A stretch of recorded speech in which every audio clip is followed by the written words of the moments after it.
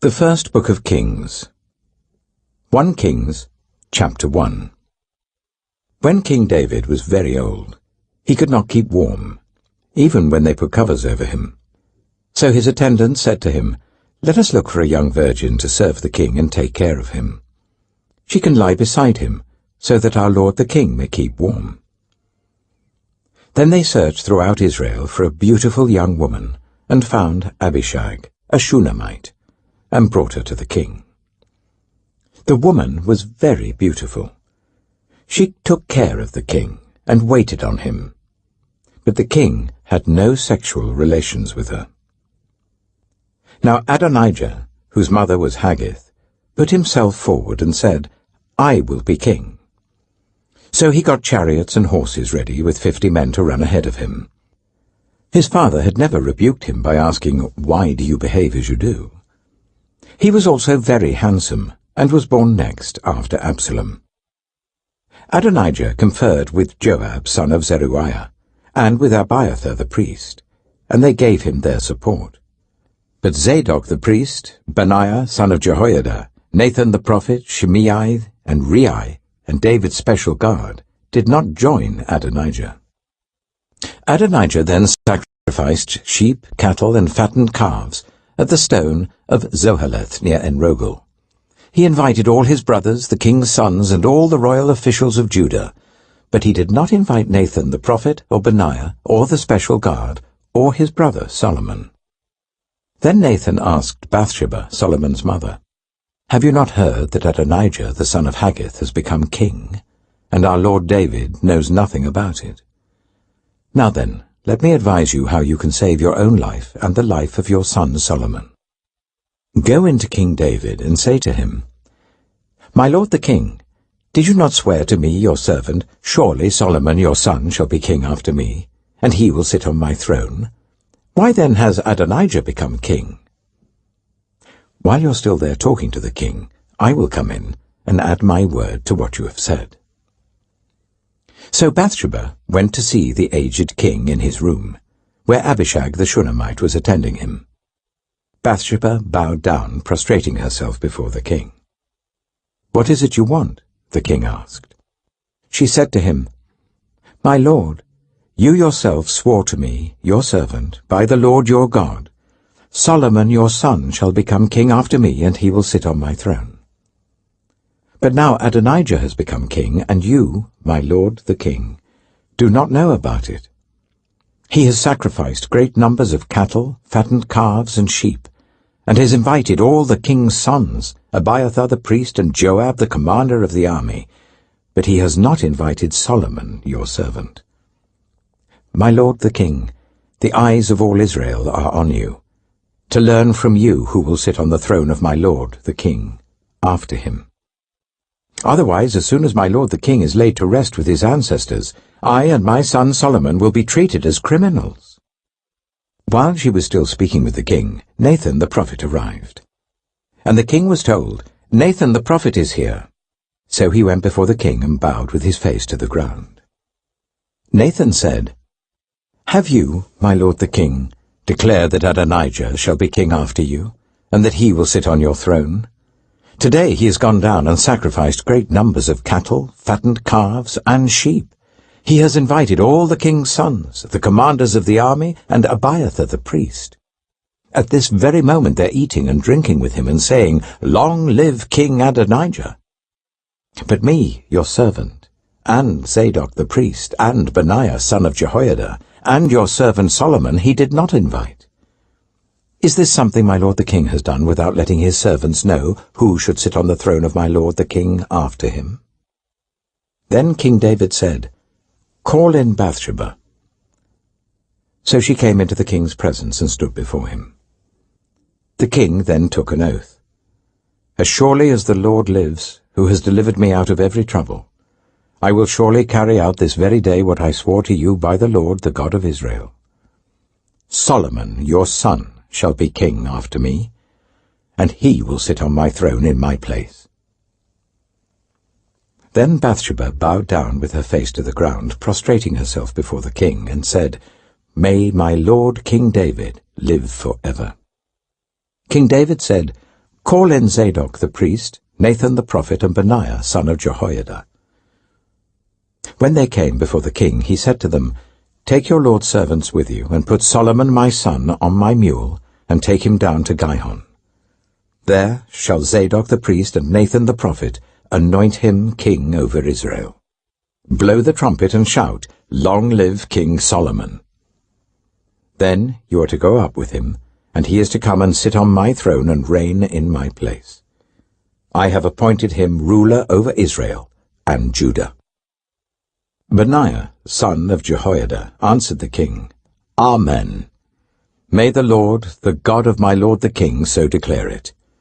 As the Lord was with my lord the king, so may he be with Solomon to make his throne even greater than the throne of my lord King David. So Zadok the priest, Nathan the prophet, Benaiah son of Jehoiada, the Kerethites and the Pelethites went down and put Solomon on King David's mule, and they escorted him to Gihon. Zadok the priest took the horn of oil from the sacred tent and anointed Solomon. Then they sounded the trumpet, and all the people shouted, Long live King Solomon! And all the people went up after him, playing pipes and rejoicing greatly, so that the ground shook with the sound. Adonijah and all the guests who were with him heard it as they were finishing their feast. On hearing the sound of the trumpet, Joab asked, What's the meaning of all the noise in the city? Even as he was speaking, Jonathan, son of Abiathar the priest, arrived. Adonijah said, Come in, a worthy man like you must be bringing good news. Not at all, Jonathan answered. Our lord King David has made Solomon king. The king has sent with him Zadok the priest, Nathan the prophet, Benaiah son of Jehoiada, the Kerethites and the Pelethites, and they have put him on the king's mule, and Zadok the priest and Nathan the prophet have anointed him king at Gihon. From there they have gone up cheering, and the city resounds with it. That's the noise you hear. Moreover, Solomon has taken his seat on the royal throne. Also, the royal officials have come to congratulate our lord King David, saying, May your God make Solomon's name more famous than yours, and his throne greater than yours. And the king bowed in worship on his bed and said, Praise be to the Lord, the God of Israel, who has allowed my eyes to see a successor on my throne today. At this, all Adonijah's guests rose in alarm and dispersed. But Adonijah, in fear of Solomon, went and took hold of the horns of the altar. Then Solomon was told, Adonijah is afraid of King Solomon and is clinging to the horns of the altar. He says, Let King Solomon swear to me today that he will not put his servant to death with the sword. Solomon replied, If he shows himself to be worthy, not a hair of his head will fall to the ground. But if evil is found in him, he will die. Then King Solomon sent men, and they brought him down from the altar. And Adonijah came and bowed down to King Solomon, and Solomon said, Go to your home. 1 Kings chapter 2. When the time drew near for David to die, he gave a charge to Solomon his son. I am about to go the way of all the earth, he said. So be strong, act like a man, and observe what the Lord your God requires. Walk in obedience to him, and keep his decrees and commands, his laws and regulations, as written in the law of Moses. Do this so that you may prosper in all you do and wherever you go, and that the Lord may keep his promise to me. If your descendants watch how they live, and if they walk faithfully before me with all their heart and soul, you will never fail to have a successor on the throne of Israel. Now you yourself know what Joab son of Zeruiah did to me, what he did to the two commanders of Israel's armies, Abner son of Ner and Amasa son of Jether. He killed them, shedding their blood in peacetime as if in battle, and with that blood he stained the belt around his waist and the sandals on his feet. Deal with him according to your wisdom, but do not let his grey head go down to the grave in peace. But show kindness to the sons of Barzillai, of Gilead, and let them be among those who eat at your table. They stood by me when I fled from your brother Absalom. And remember, you have with you Shimei, son of Gera the Benjaminite from Bahurim, who called down bitter curses on me the day I went to Mahanaim. When he came down to meet me at the Jordan, I swore to him by the Lord, I will not put you to death by the sword. But now do not consider him innocent. You are a man of wisdom. You will know what to do to him. Bring his grey head down to the grave in blood. Then David rested with his ancestors and was buried in the city of David. He had reigned for 40 years over Israel, 7 years in Hebron and 33 in Jerusalem. So Solomon sat on the throne of his father David, and his rule was firmly established. Now Adonijah, the son of Haggith, went to Bathsheba, Solomon's mother. Bathsheba asked him, "Do you come peacefully?" He answered, "Yes, peacefully." Then he added, "I have something to say to you." "You may say it," she replied. "As you know," he said, "the kingdom was mine. All Israel looked to me as their king, but things changed, and the kingdom has gone to my brother, for it has come to him from the Lord. Now I have one request to make of you. Do not refuse me." "You may make it," she said. So he continued, "Please ask King Solomon, he will not refuse you, to give me Abishag the Shunammite as my wife." "Very well," Bathsheba replied, "I will speak to the king for you." When Bathsheba went to King Solomon to speak to him for Adonijah, the king stood up to meet her, bowed down to her, and sat down on his throne. He had a throne brought for the king's mother, and she sat down at his right hand. "I have one small request to make of you," she said. "Do not refuse me." The king replied, "Make it, my mother. I will not refuse you."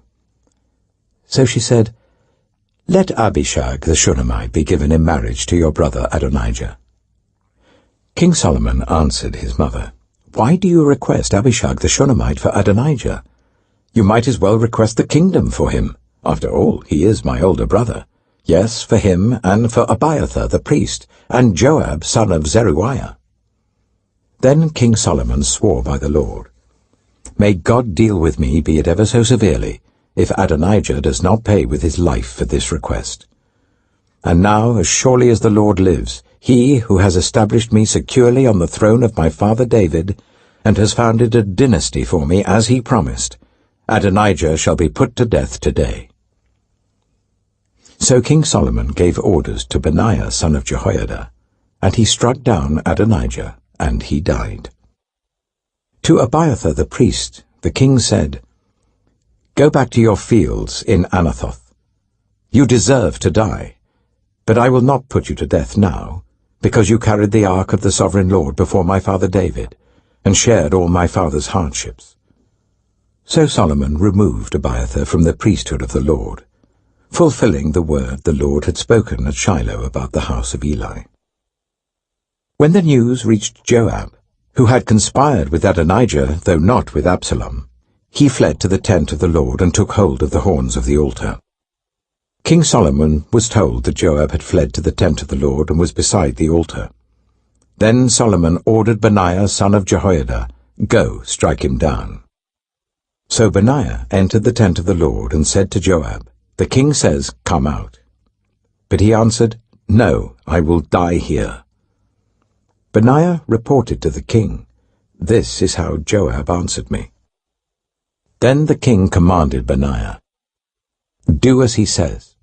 Strike him down and bury him, and so clear me and my whole family of the guilt of the innocent blood that Joab shed.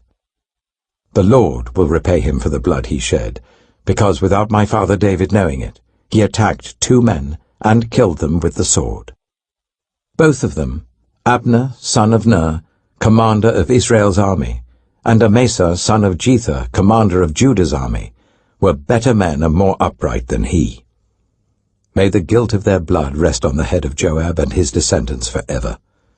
But on David and his descendants, his house and his throne, may there be the Lord's peace forever. So Benaiah, son of Jehoiada, went up and struck down Joab and killed him, and he was buried at his home out in the country. The king put Benaiah, son of Jehoiada, over the army in Joab's position, and replaced Abiathar with Zadok the priest. Then the king sent for Shimei, and said to him, "Build yourself a house in Jerusalem and live there, but do not go anywhere else. The day you leave and cross the Kidron Valley, you can be sure you will die. Your blood will be on your own head." Shimei answered the king, "What you say is good. Your servant will do as my lord the king has said." And Shimei stayed in Jerusalem for a long time. But 3 years later, 2 of Shimei's slaves ran off to Achish, son of Maacah, king of Gath, and Shimei was told, "Your slaves are in Gath." At this he saddled his donkey and went to Achish at Gath in search of his slaves. So Shimei went away and brought the slaves back from Gath. When Solomon was told that Shimei had gone from Jerusalem to Gath and had returned, the king summoned Shimei and said to him, "Did I not make you swear by the Lord and warn you? On the day you leave to go anywhere else, you can be sure you will die. At that time you said to me, 'What you say is good, I will obey.' Why then did you not keep your oath to the Lord and obey the command I gave you?" The king also said to Shimei, "You know in your heart all the wrong you did to my father David. Now the Lord will repay you for your wrongdoing." For King Solomon will be blessed, and David's throne will remain secure before the Lord forever. Then the king gave the order to Benaiah son of Jehoiada, and he went out and struck Shimei down, and he died. The kingdom was now established in Solomon's hands. 1 Kings chapter 3. Solomon made an alliance with Pharaoh king of Egypt and married his daughter. He brought her to the city of David until he finished building his palace and the temple of the Lord, and the wall around Jerusalem. The people, however, were still sacrificing at the high places, because a temple had not yet been built for the name of the Lord. Solomon showed his love for the Lord by walking according to the instructions given him by his father David, except that he offered sacrifices and burned incense on the high places. The king went to Gibeon to offer sacrifices, for that was the most important high place, and Solomon offered 1,000 burnt offerings on that altar. At Gibeon, the Lord appeared to Solomon during the night in a dream, and God said, "Ask for whatever you want me to give you." Solomon answered, "You have shown great kindness to your servant, my father David, because he was faithful to you and righteous and upright in heart.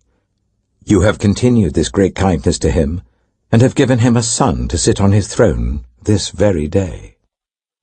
Now, Lord my God, you have made your servant king in place of my father David, but I am only a little child, and do not know how to carry out my duties.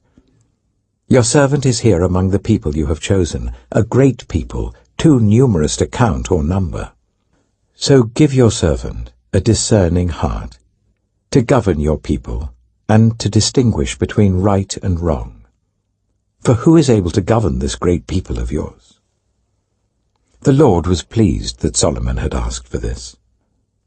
So God said to him, "Since you have asked for this, and not for long life, or wealth for yourself, nor have asked for the death of your enemies, but for discernment in administering justice, I will do what you have asked.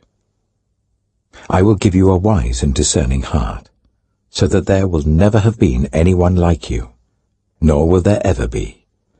Moreover, I will give you what you have not asked for, both wealth and honor, so that in your lifetime you will have no equal among kings. And if you walk in obedience to me and keep my decrees and commands as David your father did, I will give you a long life." Then Solomon awoke, and he realized it had been a dream. He returned to Jerusalem, stood before the ark of the Lord's covenant, and sacrificed burnt offerings and fellowship offerings. Then he gave a feast for all his court. Now 2 prostitutes came to the king and stood before him. One of them said, "Pardon me, my lord. This woman and I live in the same house. I had a baby while she was there with me. The 3rd day after my child was born, this woman also had a baby. We were alone. There was no one in the house but the 2 of us. During the night, this woman's son died because she lay on him. So she got up in the middle of the night and took my son from my side while I, your servant, was asleep. She put him by her breast and put her dead son by my breast. The next morning I got up to nurse my son, and he was dead. But when I looked at him closely in the morning light, I saw that it wasn't the son I had borne." The other woman said, "No, the living one is my son, the dead one is yours." But the first one insisted, "No, the dead one is yours, the living one is mine." And so they argued before the king. The king said, "This one says, 'My son is alive and your son is dead,' while that one says, 'No, your son is dead and mine is alive.'" Then the king said, "Bring me a sword." So they brought a sword for the king. He then gave an order, "Cut the living child in 2, and give half to one and half to the other." The woman, whose son was alive, was deeply moved out of love for her son, and said to the king, "Please, my lord, give her the living baby. Don't kill him." But the other said, "Neither I nor you shall have him. Cut him in 2. Then the king gave his ruling. "Give the living baby to the first woman. Do not kill him. She is his mother." When all Israel heard the verdict the king had given, they held the king in awe, because they saw that he had wisdom from God to administer justice. 1 Kings chapter 4. So King Solomon ruled over all Israel, and these were his chief officials: Azariah, son of Zadok the priest; Elihoreph and Ahijah, sons of Suchet, secretaries; Jehoshaphat, son of Elihud, recorder; Benaiah, son of Jehoiada, commander-in-chief; Zadok and Abiathar, priests; Azariah, son of Nathan, in charge of the district governors; Zabud, son of Nathan, a priest and adviser to the king; Ahisha, palace administrator; Adoniram, son of Abda, in charge of forced labor. Solomon had 12 district governors over all Israel, who supplied provisions for the king and the royal household. Each one had to provide supplies for 1 month in the year. These are their names: Ben-Hur, in the hill country of Ephraim; Ben-Deka, in Makaz, Shaalbim, Bethshemesh, and Elon Bethhanan; Ben-Hesed, in Aruboth. Soko and all the land of Hepher was his; Ben-Abinadab, in Naphoth-Dor. He was married to Taphar, daughter of Solomon; Baana, son of Ahilud, in Taanach and Megiddo, and in all of Beth-Shan, next to Zarathan below Jezreel, from Beth-Shan to Abel-Maholah, across to Jokmeam; Ben-Jeba, in Ramoth-Gilead. The settlements of Jair, son of Manasseh in Gilead, were his, as well as the region of Argob in Bashan, and its 60 large walled cities with bronze gate bars; Ahinadab, son of Iddo, in Mahanaim; Ahimaaz, in Naphtali. He had married Basemath, daughter of Solomon; Baana, son of Hushai, in Asher and in Aloth; Jehoshaphat, son of Peruah, in Issachar; Shimei, son of Elah, in Benjamin; Jeba, son of Uri, in Gilead; the country of Sihon, king of the Amorites, and the country of Og, king of Bashan. He was the only governor over the district. The people of Judah and Israel were as numerous as the sand on the seashore. They ate, they drank, and they were happy. And Solomon ruled over the kingdoms from the river Euphrates to the land of the Philistines, as far as the border of Egypt. These countries brought tribute, and were Solomon's subjects all his life. Solomon's daily provisions were 30 cors of the finest flour, and 60 cors of meal, 10 head of stall-fed cattle, 20 of pasture-fed cattle, and 100 sheep and goats, as well as deer, gazelles, roebucks, and choice fowl. For he ruled over all the kingdoms west of the river Euphrates, from Tifsha to Gaza, and had peace on all sides. During Solomon's lifetime, Judah and Israel, from Dan to Beersheba, lived in safety, everyone under their own vine and under their own fig tree. Solomon had 4,000 stalls for chariot horses and 12,000 horses. The district governors, each in his month, supplied provisions for King Solomon and all who came to the king's table. They saw to it that nothing was lacking. They also brought to the proper place their quotas of barley and straw for the chariot horses and the other horses. God gave Solomon wisdom and very great insight, and a breadth of understanding as measureless as the sand on the seashore. Solomon's wisdom was greater than the wisdom of all the people of the East, and greater than all the wisdom of Egypt. He was wiser than anyone else, including Ethan the Ezrahite, wiser than Heman, Calcol, and Dada, the sons of Mahol. And his fame spread to all the surrounding nations. He spoke 3,000 proverbs, and his songs numbered 1,005. He spoke about plant life, from the cedar of Lebanon to the hyssop that grows out of walls. He also spoke about animals and birds, reptiles and fish. From all nations people came to listen to Solomon's wisdom, sent by all the kings of the world who had heard of his wisdom. 1 Kings chapter 5. When Hiram, king of Tyre, heard that Solomon had been anointed king to succeed his father David, he sent his envoys to Solomon, because he had always been on friendly terms with David. Solomon sent back this message to Hiram. You know that because of the wars waged against my father David from all sides, he could not build a temple for the name of the Lord his God until the Lord put his enemies under his feet. But now the Lord my God has given me rest on every side, and there is no adversary or disaster. I intend therefore to build a temple for the name of the Lord my God, as the Lord told my father David when he said, Your son, whom I will put on the throne in your place, will build the temple for my name. So give orders that cedars of Lebanon be cut for me. My men will work with yours, and I will pay you for your men whatever wages you set. You know that we have no one so skilled in felling timber as the Sidonians. When Hiram heard Solomon's message, he was greatly pleased, and said, Praise be to the Lord today, for he has given David a wise son to rule over this great nation. So Hiram sent word to Solomon, I have received the message you sent me, and will do all you want in providing the cedar and the juniper logs. My men will haul them down from Lebanon to the Mediterranean Sea, and I will float them as rafts by sea to the place you specify. There I will separate them, and you can take them away. And you are to grant my wish by providing food for my royal household. In this way, Hiram kept Solomon supplied with all the cedar and juniper logs he wanted, and Solomon gave Hiram 20,000 cores of wheat as food for his household, in addition to 20,000 baths of pressed olive oil. Solomon continued to do this for Hiram year after year. The Lord gave Solomon wisdom, just as he had promised him. There were peaceful relations between Hiram and Solomon, and the two of them made a treaty. King Solomon conscripted laborers from all Israel, 30,000 men. He sent them off to Lebanon in shifts of 10,000 a month, so that they spent 1 month in Lebanon and 2 months at home. Adoniram was in charge of the forced labor.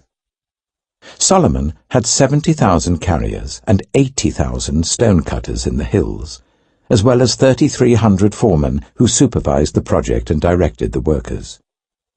At the king's command, they removed from the quarry large blocks of high-grade stone to provide a foundation of dressed stone for the temple. The craftsmen of Solomon and Hiram and workers from Byblos cut and prepared the timber and stone for the building of the temple. 1 Kings chapter 6. In the 480th year after the Israelites came out of Egypt, in the 4th year of Solomon's reign over Israel, in the month of Ziv, the 2nd month, he began to build the temple of the Lord. The temple that King Solomon built for the Lord was 60 cubits long, 20 wide, and 30 high. The portico at the front of the main hall of the temple extended the width of the temple, that is 20 cubits, and projected 10 cubits from the front of the temple. He made narrow windows high up in the temple walls. Against the walls of the main hall and inner sanctuary, he built a structure around the building in which there were side rooms. The lowest floor was 5 cubits wide, the middle floor 6 cubits, and the third floor 7. He made offset ledges around the outside of the temple so that nothing would be inserted into the temple walls. In building the temple, only blocks dressed at the quarry were used, and no hammer, chisel, or any other iron tool was heard at the temple site while it was being built. The entrance to the lowest floor was on the south side of the temple. A stairway led up to the middle level, and from there to the third. So he built the temple and completed it, roofing it with beams and cedar planks. And he built the side rooms all along the temple. The height of each was 5 cubits, and they were attached to the temple by beams of cedar. The word of the Lord came to Solomon. As for this temple you are building, if you follow my decrees, observe my laws, and keep all my commands and obey them, I will fulfill through you the promise I gave to David your father, and I will live among the Israelites and will not abandon my people Israel. So Solomon built the temple and completed it. He lined its interior walls with cedar boards, paneling them from the floor of the temple to the ceiling, and covered the floor of the temple with planks of juniper. He partitioned off 20 cubits at the rear of the temple with cedar boards from floor to ceiling to form within the temple an inner sanctuary, the most holy place. The main hall in front of this room was 40 cubits long. The inside of the temple was cedar, carved with gourds and open flowers. Everything was cedar. No stone was to be seen. He prepared the inner sanctuary within the temple to set the Ark of the Covenant of the Lord there. The inner sanctuary was 20 cubits long, 20 wide, and 20 high. He overlaid the inside with pure gold, and he also overlaid the altar of cedar. Solomon covered the inside of the temple with pure gold, and he extended gold chains across the front of the inner sanctuary, which was overlaid with gold. So he overlaid the whole interior with gold. He also overlaid with gold the altar that belonged to the inner sanctuary. For the inner sanctuary, he made a pair of cherubim out of olive wood, each 10 cubits high. One wing of the first cherub was 5 cubits long, and the other wing 5 cubits, 10 cubits from wingtip to wingtip. The second cherub also measured 10 cubits, for the 2 cherubim were identical in size and shape. The height of each cherub was 10 cubits. He placed the cherubim inside the innermost room of the temple with their wings spread out. The wing of one cherub touched one wall, while the wing of the other touched the other wall, and their wings touched each other in the middle of the room. He overlaid the cherubim with gold. On the walls all round the temple, in both the inner and the outer rooms, he carved cherubim, palm trees, and open flowers. He also covered the floors of both the inner and outer rooms of the temple with gold. For the entrance to the inner sanctuary, he made doors out of olive wood that were 1/5 of the width of the sanctuary. And on the 2 olive wood doors he carved cherubim, palm trees, and open flowers, and overlaid the cherubim and palm trees with hammered gold. In the same way, for the entrance to the main hall, he made door frames out of olive wood that were 1/4 of the width of the hall. He also made 2 doors out of juniper wood, each having 2 leaves that turned in sockets. He carved cherubim, palm trees, and open flowers on them, and overlaid them with gold, hammered evenly over the carvings. And he built the inner courtyard of 3 courses of dressed stone and 1 course of trimmed cedar beams. The foundation of the temple of the Lord was laid in the 4th year, in the month of Ziv.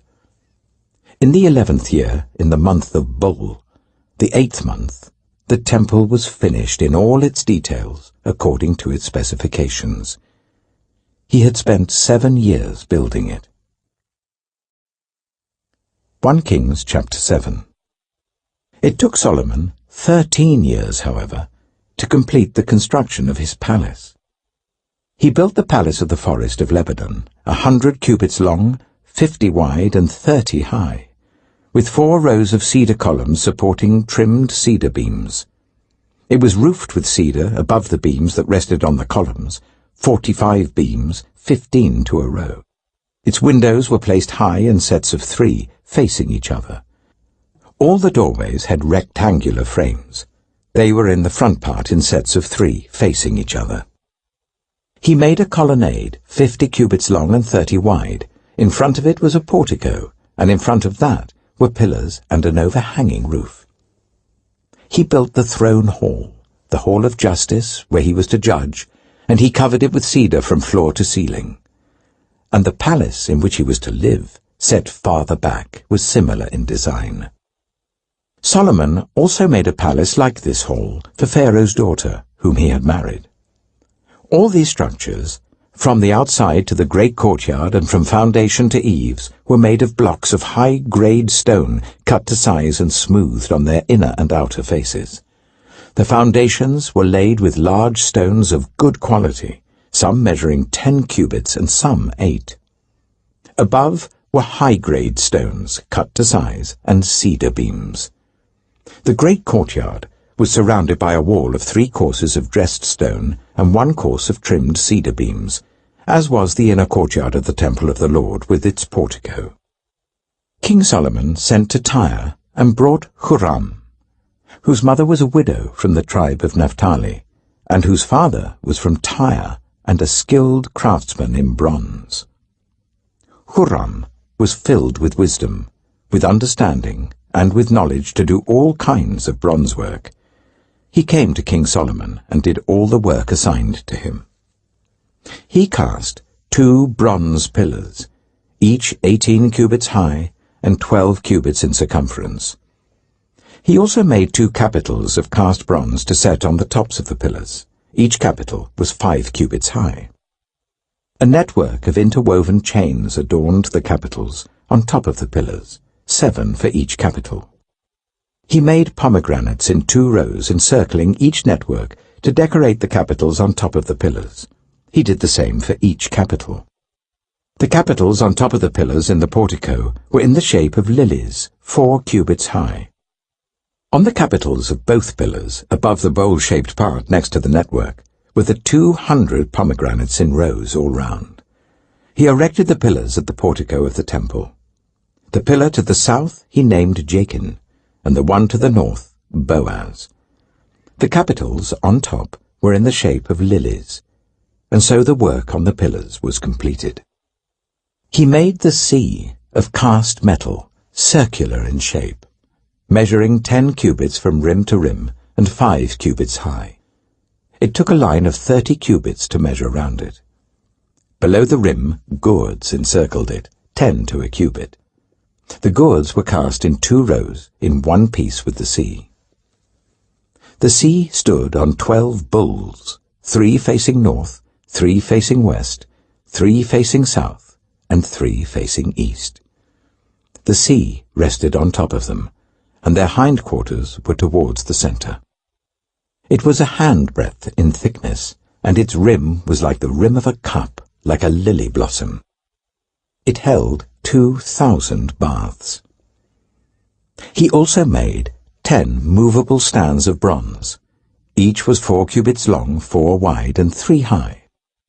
This is how the stands were made. They had side panels attached to uprights. On the panels between the uprights were lions, bulls, and cherubim, and on the uprights as well. Above and below the lions and bulls were wreaths of hammered work. Each stand had 4 bronze wheels with bronze axles, and each had a basin resting on 4 supports cast with wreaths on each side. On the inside of the stand there was an opening that had a circular frame 1 cubit deep. This opening was round, and with its basework it measured 1.5 cubits. Around its opening there was engraving. The panels of the stands were square, not round. The 4 wheels were under the panels, and the axles of the wheels were attached to the stand. The diameter of each wheel was 1.5 cubits. The wheels were made like chariot wheels. The axles, rims, spokes, and hubs were all of cast metal. Each stand had 4 handles, one on each corner projecting from the stand. At the top of the stand there was a circular band 1/2 cubit deep. The supports and panels were attached to the top of the stand. He engraved cherubim, lions, and palm trees on the surfaces of the supports and on the panels in every available space, with wreaths all round. This is the way he made the 10 stands. They were all cast in the same moulds and were identical in size and shape.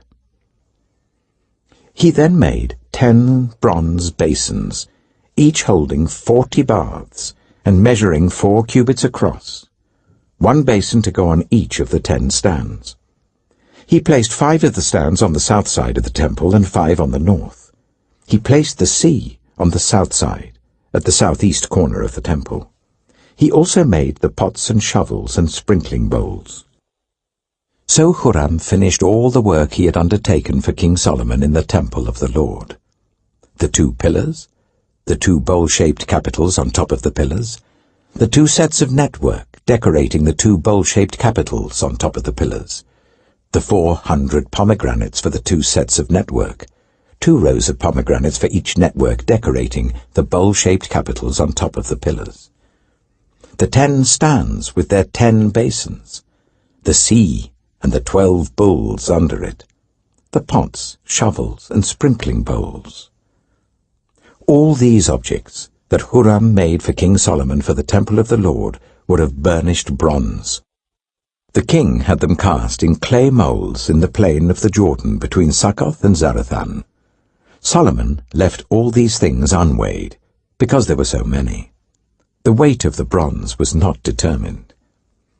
Solomon also made all the furnishings that were in the Lord's temple: the golden altar, the golden table on which was the bread of the presence, the lampstands of pure gold, 5 on the right and 5 on the left, in front of the inner sanctuary, the gold floral work and lamps and tongs, the pure gold dishes, wick trimmers, sprinkling bowls, dishes, and censers, and the gold sockets for the doors of the innermost room, the most holy place, and also for the doors of the main hall of the temple. When all the work King Solomon had done for the temple of the Lord was finished, he brought in the things his father David had dedicated, the silver and gold and the furnishings, and he placed them in the treasuries of the Lord's temple. 1 Kings chapter 8. Then King Solomon summoned into his presence at Jerusalem the elders of Israel, all the heads of the tribes, and the chiefs of the Israelite families, to bring up the ark of the Lord's covenant from Zion, the city of David. All the Israelites came together to King Solomon at the time of the festival in the month of Ethanim, the 7th month. When all the elders of Israel had arrived, the priests took up the ark. And they brought up the ark of the Lord and the tent of meeting and all the sacred furnishings in it. The priests and Levites carried them up, and King Solomon and the entire assembly of Israel that had gathered about him were before the ark, sacrificing so many sheep and cattle that they could not be recorded or counted. The priests then brought the ark of the Lord's covenant to its place in the inner sanctuary of the temple, the most holy place, and put it beneath the wings of the cherubim. The cherubim spread their wings over the place of the ark, and overshadowed the ark and its carrying poles. These poles were so long that their ends could be seen from the holy place in front of the inner sanctuary, but not from outside the holy place, and they are still there today. There was nothing in the ark except the 2 stone tablets that Moses had placed in it at Horeb, where the Lord made a covenant with the Israelites after they came out of Egypt. When the priests withdrew from the holy place, the cloud filled the temple of the Lord, and the priests could not perform their service because of the cloud, for the glory of the Lord filled his temple. Then Solomon said, "The Lord has said that he would dwell in a dark cloud.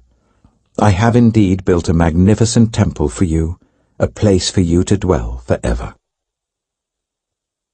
While the whole assembly of Israel was standing there, the king turned round and blessed them. Then he said, "Praise be to the Lord, the God of Israel, who with his own hand has fulfilled what he promised with his own mouth to my father David. For he said, 'Since the day I brought my people Israel out of Egypt, I have not chosen a city in any tribe of Israel to have a temple built, so that my name might be there. But I have chosen David to rule my people Israel.' My father David had it in his heart to build a temple for the name of the Lord, the God of Israel. But the Lord said to my father David, 'You did well to have it in your heart to build a temple for my name. Nevertheless, you are not the one to build the temple, but your son, your own flesh and blood. He is the one who will build the temple for my name.' The Lord has kept the promise he made. I have succeeded David my father, and now I sit on the throne of Israel, just as the Lord promised, and I have built the temple for the name of the Lord, the God of Israel. I have provided a place there for the ark, in which is the covenant of the Lord that he made with our ancestors when he brought them out of Egypt." Then Solomon stood before the altar of the Lord in front of the whole assembly of Israel, spread out his hands towards heaven, and said, "Lord, the God of Israel, there is no God like you in heaven above or on earth below. You who keep your covenant of love with your servants, who continue wholeheartedly in your way. You have kept your promise to your servant David my father. With your mouth you have promised, and with your hand you have fulfilled it, as it is today. Now, Lord, the God of Israel, keep for your servant David my father the promises you made to him when you said, 'You shall never fail to have a successor to sit before me on the throne of Israel, if only your descendants are careful in all they do to walk before me faithfully as you have done.' And now, God of Israel, let your word that you promised your servant David my father come true." But will God really dwell on earth? The heavens, even the highest heaven, cannot contain you. How much less this temple I have built? Yet give attention to your servant's prayer and his plea for mercy, Lord my God. Hear the cry and the prayer that your servant is praying in your presence this day. May your eyes be open towards this temple night and day, this place of which you said, 'My name shall be there,' so that you will hear the prayer your servant prays towards this place. Hear the supplication of your servant and of your people Israel when they pray towards this place. Hear from heaven your dwelling place, and when you hear, forgive. When anyone wrongs their neighbor, and is required to take an oath, and they come and swear the oath before your altar in this temple, then hear from heaven, and act. Judge between your servants, condemning the guilty by bringing down on their heads what they have done, and vindicating the innocent by treating them in accordance with their innocence. When your people Israel have been defeated by an enemy because they have sinned against you, and when they turn back to you and give praise to your name, praying and making supplication to you in this temple, then hear from heaven, and forgive the sin of your people Israel, and bring them back to the land you gave to their ancestors. When the heavens are shut up, and there is no rain because your people have sinned against you, and when they pray towards this place and give praise to your name and turn from their sin because you have afflicted them, then hear from heaven and forgive the sin of your servants, your people Israel. Teach them the right way to live, and send rain on the land you gave your people for an inheritance.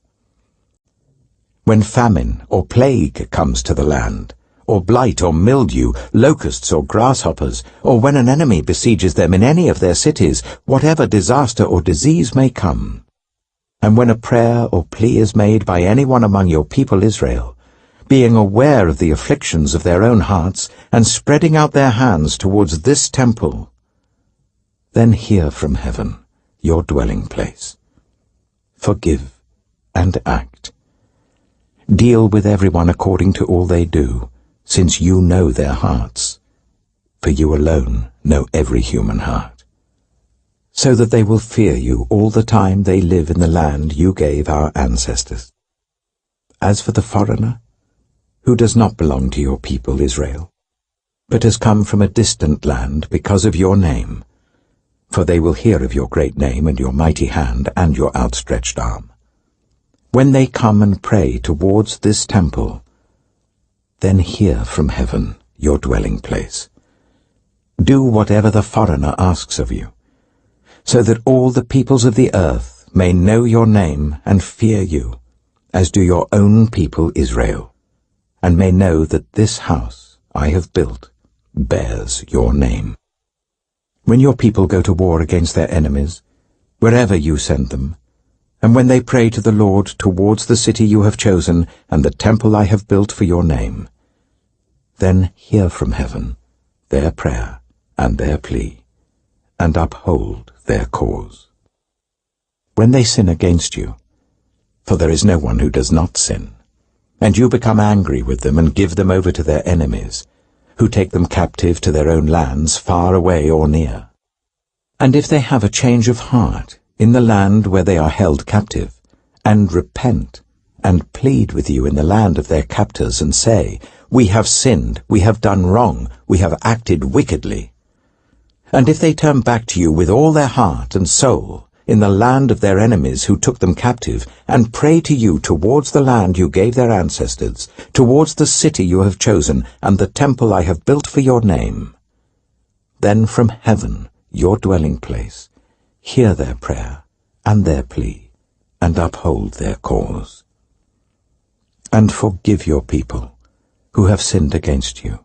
Forgive all the offenses they have committed against you, and cause their captors to show them mercy. For they are your people and your inheritance, whom you brought out of Egypt, out of that iron-smelting furnace. May your eyes be open to your servant's plea, and to the plea of your people Israel, and may you listen to them whenever they cry out to you. For you singled them out from all the nations of the world to be your own inheritance, just as you declared through your servant Moses, when you, sovereign Lord, brought our ancestors out of Egypt. When Solomon had finished all these prayers and supplications to the Lord, he rose from before the altar of the Lord, where he had been kneeling, with his hands spread out towards heaven. He stood and blessed the whole assembly of Israel in a loud voice, saying, Praise be to the Lord, who has given rest to his people Israel just as he promised. Not one word has failed of all the good promises he gave through his servant Moses. May the Lord our God be with us as he was with our ancestors. May he never leave us nor forsake us. May he turn our hearts to him, to walk in obedience to him and keep the commands, decrees, and laws he gave our ancestors. And may these words of mine, which I have prayed before the Lord, be near to the Lord our God day and night, that he may uphold the cause of his servant and the cause of his people Israel, according to each day's need, so that all the peoples of the earth may know that the Lord is God and that there is no other. And may your hearts be fully committed to the Lord our God, to live by his decrees and obey his commands, as at this time. Then the king and all Israel with him offered sacrifices before the Lord. Solomon offered a sacrifice of fellowship offerings to the Lord, 22,000 cattle and 120,000 sheep and goats. So the king and all the Israelites dedicated the temple of the Lord. On that same day, the king consecrated the middle part of the courtyard in front of the temple of the Lord, and there he offered burnt offerings, grain offerings, and the fat of the fellowship offerings, because the bronze altar that stood before the Lord was too small to hold the burnt offerings, the grain offerings, and the fat of the fellowship offerings. So Solomon observed the festival at that time, and all Israel with him. A vast assembly, people from Lebo-Hamath to the Wadi of Egypt. They celebrated it before the Lord our God for 7 days, and 7 days more, 14 days in all. On the following day, he sent the people away. They blessed the king and then went home, joyful and glad in heart, for all the good things the Lord had done for his servant David and his people Israel. 1 Kings chapter 9. When Solomon had finished building the temple of the Lord and the royal palace, and had achieved all he had desired to do, the Lord appeared to him a second time, as he had appeared to him at Gibeon. The Lord said to him, I have heard the prayer and plea you have made before me. I have consecrated this temple which you have built, by putting my name there forever. My eyes and my heart will always be there. As for you, if you walk before me faithfully, with integrity of heart and uprightness, as David your father did, and do all I command and observe my decrees and laws, I will establish your royal throne over Israel forever, as I promised David your father when I said, You shall never fail to have a successor on the throne of Israel. But if you or your descendants turn away from me, and do not observe the commands and decrees I have given you, and go off to serve other gods and worship them, then I will cut off Israel from the land I have given them, and will reject this temple I have consecrated for my name. Israel will then become a byword, and an object of ridicule among all peoples. This temple will become a heap of rubble. All who pass by will be appalled and will scoff and say, Why has the Lord done such a thing to this land and to this temple? People will answer, Because they have forsaken the Lord their God, who brought their ancestors out of Egypt, and have embraced other gods, worshipping and serving them. That is why the Lord brought all this disaster on them. At the end of 20 years, during which Solomon built these 2 buildings, the temple of the Lord and the royal palace, King Solomon gave 20 towns in Galilee to Hiram, king of Tyre, because Hiram had supplied him with all the cedar and juniper and gold he wanted. But when Hiram went from Tyre to see the towns that Solomon had given him, he was not pleased with them. What kind of towns are these you have given me, my brother? He asked. And he called them the land of Kabul, a name they have to this day. Now Hiram had sent to the king 120 talents of gold. Here is the account of the forced labor King Solomon conscripted to build the Lord's temple, his own palace, the terraces, the wall of Jerusalem, and Hazor, Megiddo, and Giza. Pharaoh, king of Egypt, had attacked and captured Giza. He had set it on fire. He killed its Canaanite inhabitants, and then gave it as a wedding gift to his daughter, Solomon's wife. And Solomon rebuilt Giza. He built up Lower Beth-horon, Baalath, and Tadmor in the desert, within his land, as well as all his store cities and the towns for his chariots and for his horses, whatever he desired to build in Jerusalem, in Lebanon, and throughout all the territory he ruled. There were still people left from the Amorites, Hittites, Perizzites, Hivites, and Jebusites. These people were not Israelites. Solomon conscripted the descendants of all these people remaining in the land, whom the Israelites could not exterminate, to serve as slave labor, as it is to this day. But Solomon did not make slaves of any of the Israelites. They were his fighting men, his government officials, his officers, his captains, and the commanders of his chariots and charioteers. They were also the chief officials in charge of Solomon's projects, 550 officials supervising those who did the work. After Pharaoh's daughter had come up from the city of David to the palace Solomon had built for her, he constructed the terraces. 3 times a year Solomon sacrificed burnt offerings and fellowship offerings on the altar he had built for the Lord, burning incense before the Lord along with them, and so fulfilled the temple obligations. King Solomon also built ships at Ezion-Geber, which is near Elath in Edom, on the shore of the Red Sea. And Hiram sent his men, sailors who knew the sea, to serve in the fleet with Solomon's men. They sailed to Ophir and brought back 420 talents of gold, which they delivered to King Solomon. 1 Kings chapter 10. When the Queen of Sheba heard about the fame of Solomon and his relationship to the Lord, she came to test Solomon with hard questions. Arriving at Jerusalem with a very great caravan, with camels carrying spices, large quantities of gold and precious stones, she came to Solomon and talked with him about all that she had on her mind. Solomon answered all her questions. Nothing was too hard for the king to explain to her. When the Queen of Sheba saw all the wisdom of Solomon and the palace he had built, the food on his table, the seating of his officials, the attending servants in their robes, his cupbearers, and the burnt offerings he made at the temple of the Lord, she was overwhelmed. She said to the king, "The report I heard in my own country about your achievements and your wisdom is true. But I did not believe these things until I came and saw with my own eyes. Indeed, not even half was told me. In wisdom and wealth, you have far exceeded the report I heard. How happy your people must be! How happy your officials, who continually stand before you and hear your wisdom!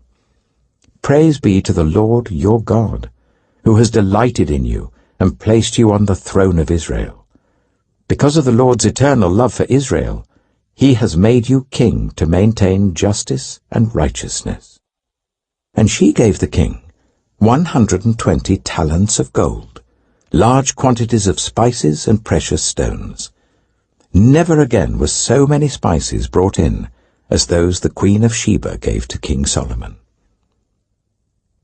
Hiram's ships brought gold from Ophir, and from there they brought great cargoes of almug wood and precious stones. The king used the almug wood to make supports for the temple of the Lord and for the royal palace, and to make harps and lyres for the musicians. So much almug wood has never been imported or seen since that day. King Solomon gave the Queen of Sheba all she desired and asked for, besides what he had given her out of his royal bounty. Then she left and returned with her retinue to her own country.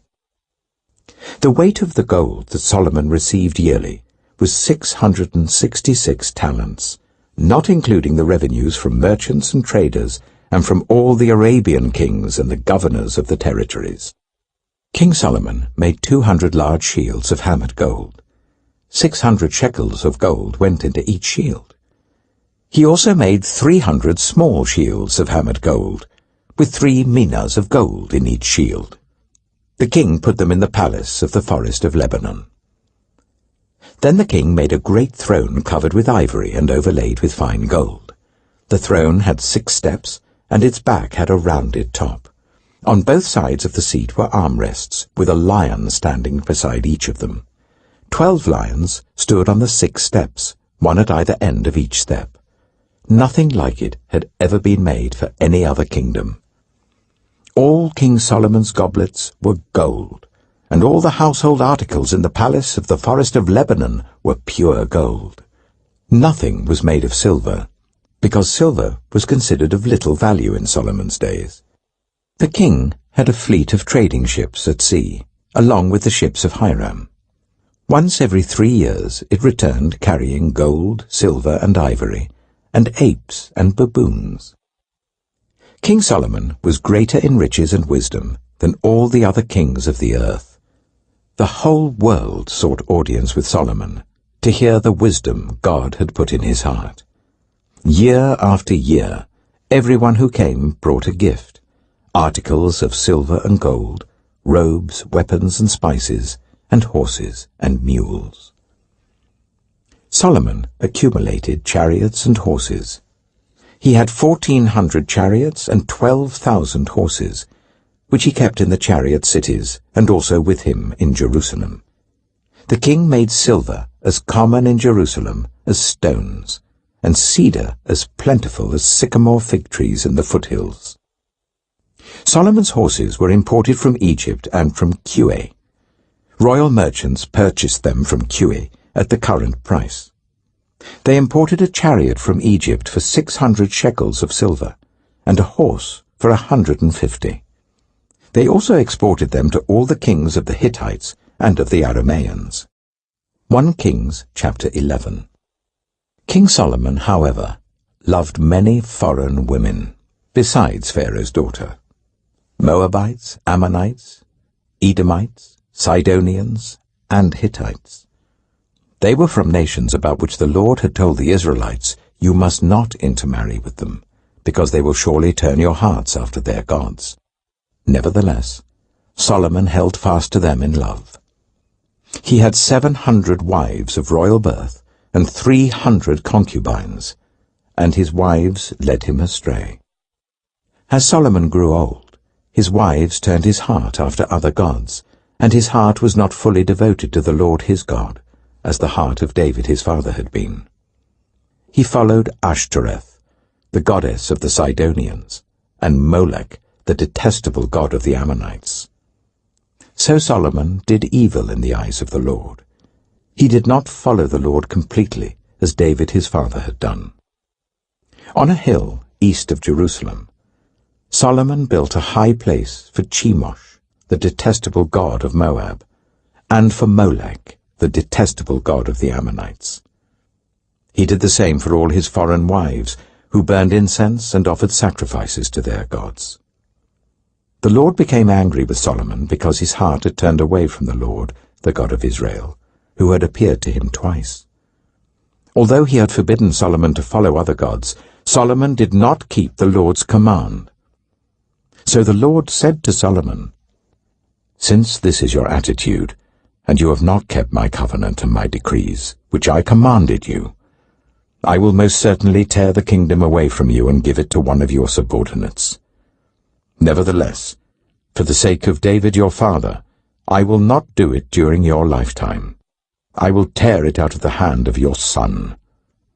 Yet I will not tear the whole kingdom from him, but will give him one tribe for the sake of David my servant, and for the sake of Jerusalem, which I have chosen." Then the Lord raised up against Solomon an adversary, Hadad the Edomite, from the royal line of Edom. Earlier, when David was fighting with Edom, Joab, the commander of the army, who had gone up to bury the dead, had struck down all the men in Edom. Joab and all the Israelites stayed there for 6 months, until they had destroyed all the men in Edom. But Hadad, still only a boy, fled to Egypt with some Edomite officials who had served his father. They set out from Midian and went to Paran. Then, taking people from Paran with them, they went to Egypt, to Pharaoh, king of Egypt, who gave Hadad a house and land and provided him with food. Pharaoh was so pleased with Hadad that he gave him a sister of his own wife, Queen Tahpenes, in marriage. The sister of Tahpenes bore him a son named Genubath, whom Tahpenes brought up in the royal palace. There Genubath lived with Pharaoh's own children. While he was in Egypt, Hadad heard that David rested with his ancestors, and that Joab, the commander of the army, was also dead. Then Hadad said to Pharaoh, "Let me go, so that I may return to my own country." "What have you lacked here, that you want to go back to your own country?" Pharaoh asked. "Nothing," Hadad replied, "but do let me go." And God raised up against Solomon another adversary, Rezon, son of Eliada, who had fled from his master, Hadadezer, king of Zobah. When David destroyed Zobah's army, Rezon gathered a band of men around him and became their leader. They went to Damascus, where they settled and took control. Rezon was Israel's adversary as long as Solomon lived, adding to the trouble caused by Hadad. So Rezon ruled in Aram and was hostile towards Israel. Also, Jeroboam, son of Nebat, rebelled against the king. He was one of Solomon's officials, an Ephraimite from Zeredah, and his mother was a widow named Zeruah. Here is the account of how he rebelled against the king. Solomon had built the terraces, and had filled in the gap in the wall of the city of David his father. Now Jeroboam was a man of standing, and when Solomon saw how well the young man did his work, he put him in charge of the whole labor force of the tribes of Joseph. About that time, Jeroboam was going out of Jerusalem, and Ahijah, the prophet of Shiloh, met him on the way, wearing a new cloak. The two of them were alone out in the country, and Ahijah took hold of the new cloak he was wearing and tore it into 12 pieces. Then he said to Jeroboam, "Take 10 pieces for yourself, for this is what the Lord, the God of Israel, says. See, I am going to tear the kingdom out of Solomon's hand and give you 10 tribes.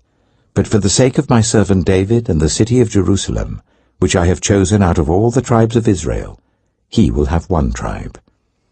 I will do this because they have forsaken me and worshipped Ashtoreth, the goddess of the Sidonians, Chemosh, the god of the Moabites, and Molech, the god of the Ammonites, and have not walked in obedience to me, nor done what is right in my eyes, nor kept my decrees and laws, as David, Solomon's father, did. But I will not take the whole kingdom out of Solomon's hand. I have made him ruler all the days of his life for the sake of David my servant, whom I chose and who obeyed my commands and decrees. I will take the kingdom from his son's hands and give you 10 tribes. I will give 1 tribe to his son, so that David my servant may always have a lamp before me in Jerusalem, the city where I chose to put my name. However, as for you, I will take you, and you will rule over all that your heart desires. You will be king over Israel. If you do whatever I command you, and walk in obedience to me, and do what is right in my eyes by obeying my decrees and commands, as David my servant did, I will be with you. I will build you a dynasty as enduring as the one I built for David, and will give Israel to you. I will humble David's descendants because of this, but not forever." Solomon tried to kill Jeroboam, but Jeroboam fled to Egypt, to Shishak the king, and stayed there until Solomon's death. As for the other events of Solomon's reign, all he did and the wisdom he displayed, are they not written in the book of the Annals of Solomon? Solomon reigned in Jerusalem over all Israel for 40 years.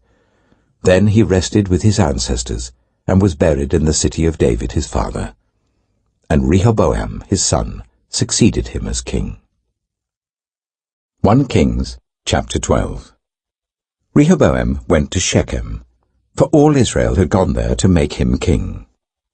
When Jeroboam, son of Nebat, heard this, he was still in Egypt, where he had fled from King Solomon. He returned from Egypt. So they sent for Jeroboam, and he and the whole assembly of Israel went to Rehoboam and said to him, "Your father put a heavy yoke on us, but now lighten the harsh labor and the heavy yoke he put on us, and we will serve you." Rehoboam answered, "Go away for 3 days and then come back to me." So the people went away. Then King Rehoboam consulted the elders who had served his father Solomon during his lifetime. "How would you advise me to answer these people?" he asked. They replied, "If today you will be a servant to these people and serve them and give them a favorable answer, they will always be your servants." But Rehoboam rejected the advice the elders gave him and consulted the young men who had grown up with him and who were serving him. He asked them, "What is your advice? How should we answer these people who say to me, 'Lighten the yoke your father put on us'?" The young men who had grown up with him replied, "These people have said to you, 'Your father put a heavy yoke on us, but make our yoke lighter.' Now tell them, 'My little finger is thicker than my father's waist. My father laid on you a heavy yoke, I will make it even heavier. My father scourged you with whips, I will scourge you with scorpions." 3 days later, Jeroboam and all the people returned to Rehoboam, as the king had said, "Come back to me in 3 days." The king answered the people harshly, rejecting the advice given him by the elders. He followed the advice of the young men and said, "My father made your yoke heavy, I will make it even heavier. My father scourged you with whips, I will scourge you with scorpions." So the king did not listen to the people, for this turn of events was from the Lord, to fulfill the word the Lord had spoken to Jeroboam son of Nebat through Ahijah the Shilonite. When all Israel saw that the king refused to listen to them, they answered the king, "What share do we have in David? What part in Jesse's son? To your tents, Israel! Look after your own house, David." So the Israelites went home. But as for the Israelites who were living in the towns of Judah, Rehoboam still ruled over them. King Rehoboam sent out Adoniram, who was in charge of forced labor, but all Israel stoned him to death. King Rehoboam, however, managed to get into his chariot and escape to Jerusalem. So Israel has been in rebellion against the house of David to this day. When all the Israelites heard that Jeroboam had returned, they sent and called him to the assembly and made him king over all Israel. Only the tribe of Judah remained loyal to the house of David. When Rehoboam arrived in Jerusalem, he mustered all Judah and the tribe of Benjamin, 180,000 able young men, to go to war against Israel and to regain the kingdom for Rehoboam son of Solomon. But this word of God came to Shemaiah the man of God. "Say to Rehoboam son of Solomon king of Judah, to all Judah and Benjamin, and to the rest of the people, this is what the Lord says. Do not go up to fight against your brothers, the Israelites. Go home, every one of you, for this is my doing." So they obeyed the word of the Lord and went home again, as the Lord had ordered. Then Jeroboam fortified Shechem in the hill country of Ephraim and lived there. From there he went out and built up Peniel.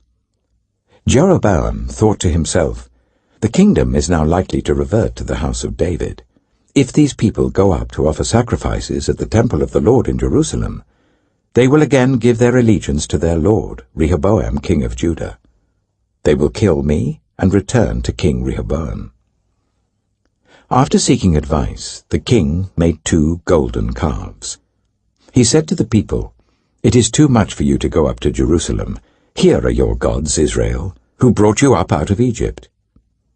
One he set up in Bethel, and the other in Dan. And this thing became a sin. The people came to worship the one at Bethel, and went as far as Dan to worship the other. Jeroboam built shrines on high places, and appointed priests from all sorts of people, even though they were not Levites. He instituted a festival on the 15th day of the 8th month, like the festival held in Judah, and offered sacrifices on the altar. This he did in Bethel, sacrificing to the calves he had made. And at Bethel he also installed priests at the high places he had made. On the 15th day of the 8th month, a month of his own choosing, he offered sacrifices on the altar he had built at Bethel. So he instituted the festival for the Israelites and went up to the altar to make offerings. 1 Kings chapter 13. By the word of the Lord, a man of God came from Judah to Bethel, as Jeroboam was standing by the altar to make an offering. By the word of the Lord he cried out against the altar, "Altar, altar, this is what the Lord says. A son named Josiah will be born to the house of David. On you he will sacrifice the priests of the high places who make offerings here, and human bones will be burned on you." That same day, the man of God gave a sign. "This is the sign the Lord has declared. The altar will be split apart, and the ashes on it will be poured out." When King Jeroboam heard what the man of God cried out against the altar at Bethel, he stretched out his hand from the altar and said, "Seize him!" But the hand he stretched out towards the man shriveled up, so that he could not pull it back. Also the altar was split apart, and its ashes poured out according to the sign given by the man of God by the word of the Lord. Then the king said to the man of God, "Intercede with the Lord your God, and pray for me that my hand may be restored." So the man of God interceded with the Lord, and the king's hand was restored and became as it was before. The king said to the man of God, "Come home with me for a meal, and I will give you a gift."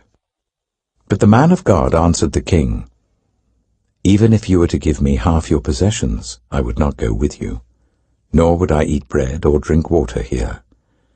For I was commanded by the word of the Lord, you must not eat bread or drink water or return by the way you came. So he took another road, and did not return by the way he had come to Bethel. Now there was a certain old prophet living in Bethel, whose sons came and told him all that the man of God had done there that day. They also told their father what he had said to the king.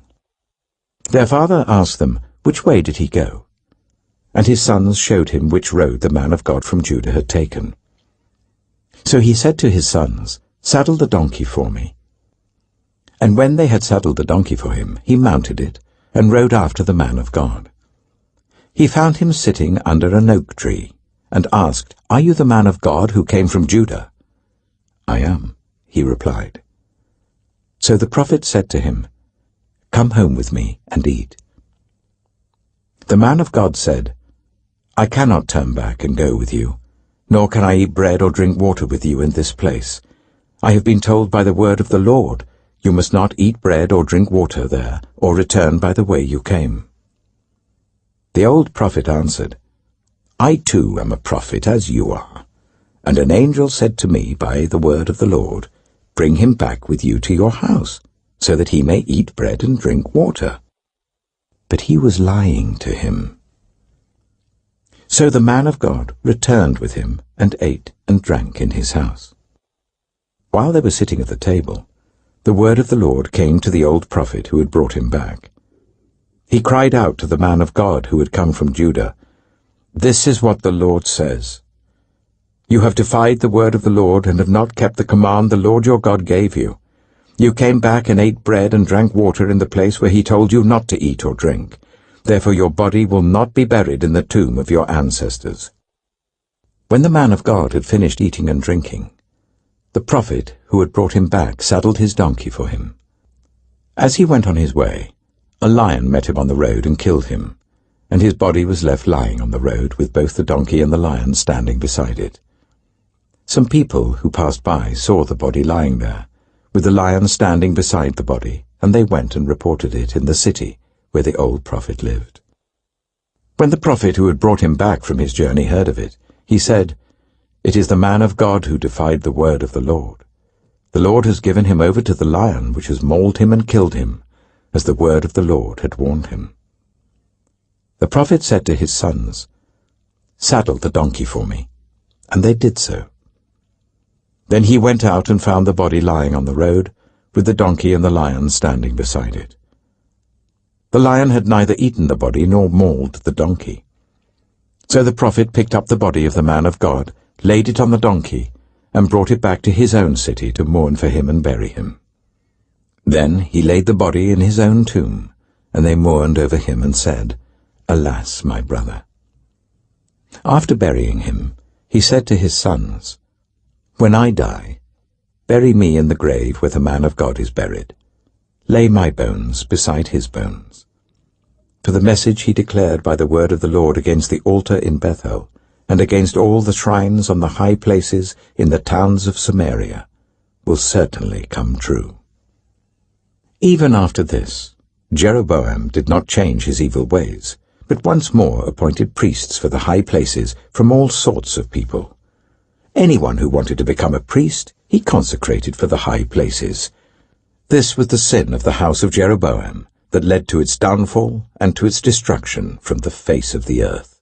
1 Kings chapter 14. At that time, Abijah, son of Jeroboam, became ill. And Jeroboam said to his wife, Go, disguise yourself, so that you won't be recognized as the wife of Jeroboam. Then go to Shiloh. Ahijah the prophet is there, the one who told me I would be king over this people. Take 10 loaves of bread with you, some cakes and a jar of honey, and go to him. He will tell you what will happen to the boy. So Jeroboam's wife did what he said and went to Ahijah's house in Shiloh. Now Ahijah could not see. His sight was gone because of his age. But the Lord had told Ahijah, Jeroboam's wife is coming to ask you about her son, for he is ill, and you are to give her such and such an answer. When she arrives, she will pretend to be someone else. So when Ahijah heard the sound of her footsteps at the door, he said, "Come in, wife of Jeroboam. Why this pretense? I have been sent to you with bad news. Go, tell Jeroboam, this is what the Lord, the God of Israel, says. I raised you up from among the people and appointed you ruler over my people Israel. I tore the kingdom away from the house of David and gave it to you. But you have not been like my servant David, who kept my commands and followed me with all his heart, doing only what was right in my eyes. You have done more evil than all who lived before you. You have made for yourself other gods, idols made of metal. You have aroused my anger and turned your back on me. Because of this, I am going to bring disaster on the house of Jeroboam. I will cut off from Jeroboam every last male in Israel, slave or free. I will burn up the house of Jeroboam as one burns dung, until it is all gone. Dogs will eat those belonging to Jeroboam who die in the city, and the birds will feed on those who die in the country. The Lord has spoken.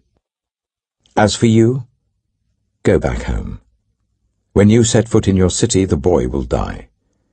All Israel will mourn for him and bury him. He is the only one belonging to Jeroboam who will be buried, because he is the only one in the house of Jeroboam in whom the Lord, the God of Israel, has found anything good. The Lord will raise up for himself a king over Israel who will cut off the family of Jeroboam. Even now this is beginning to happen, and the Lord will strike Israel so that it will be like a reed swaying in the water.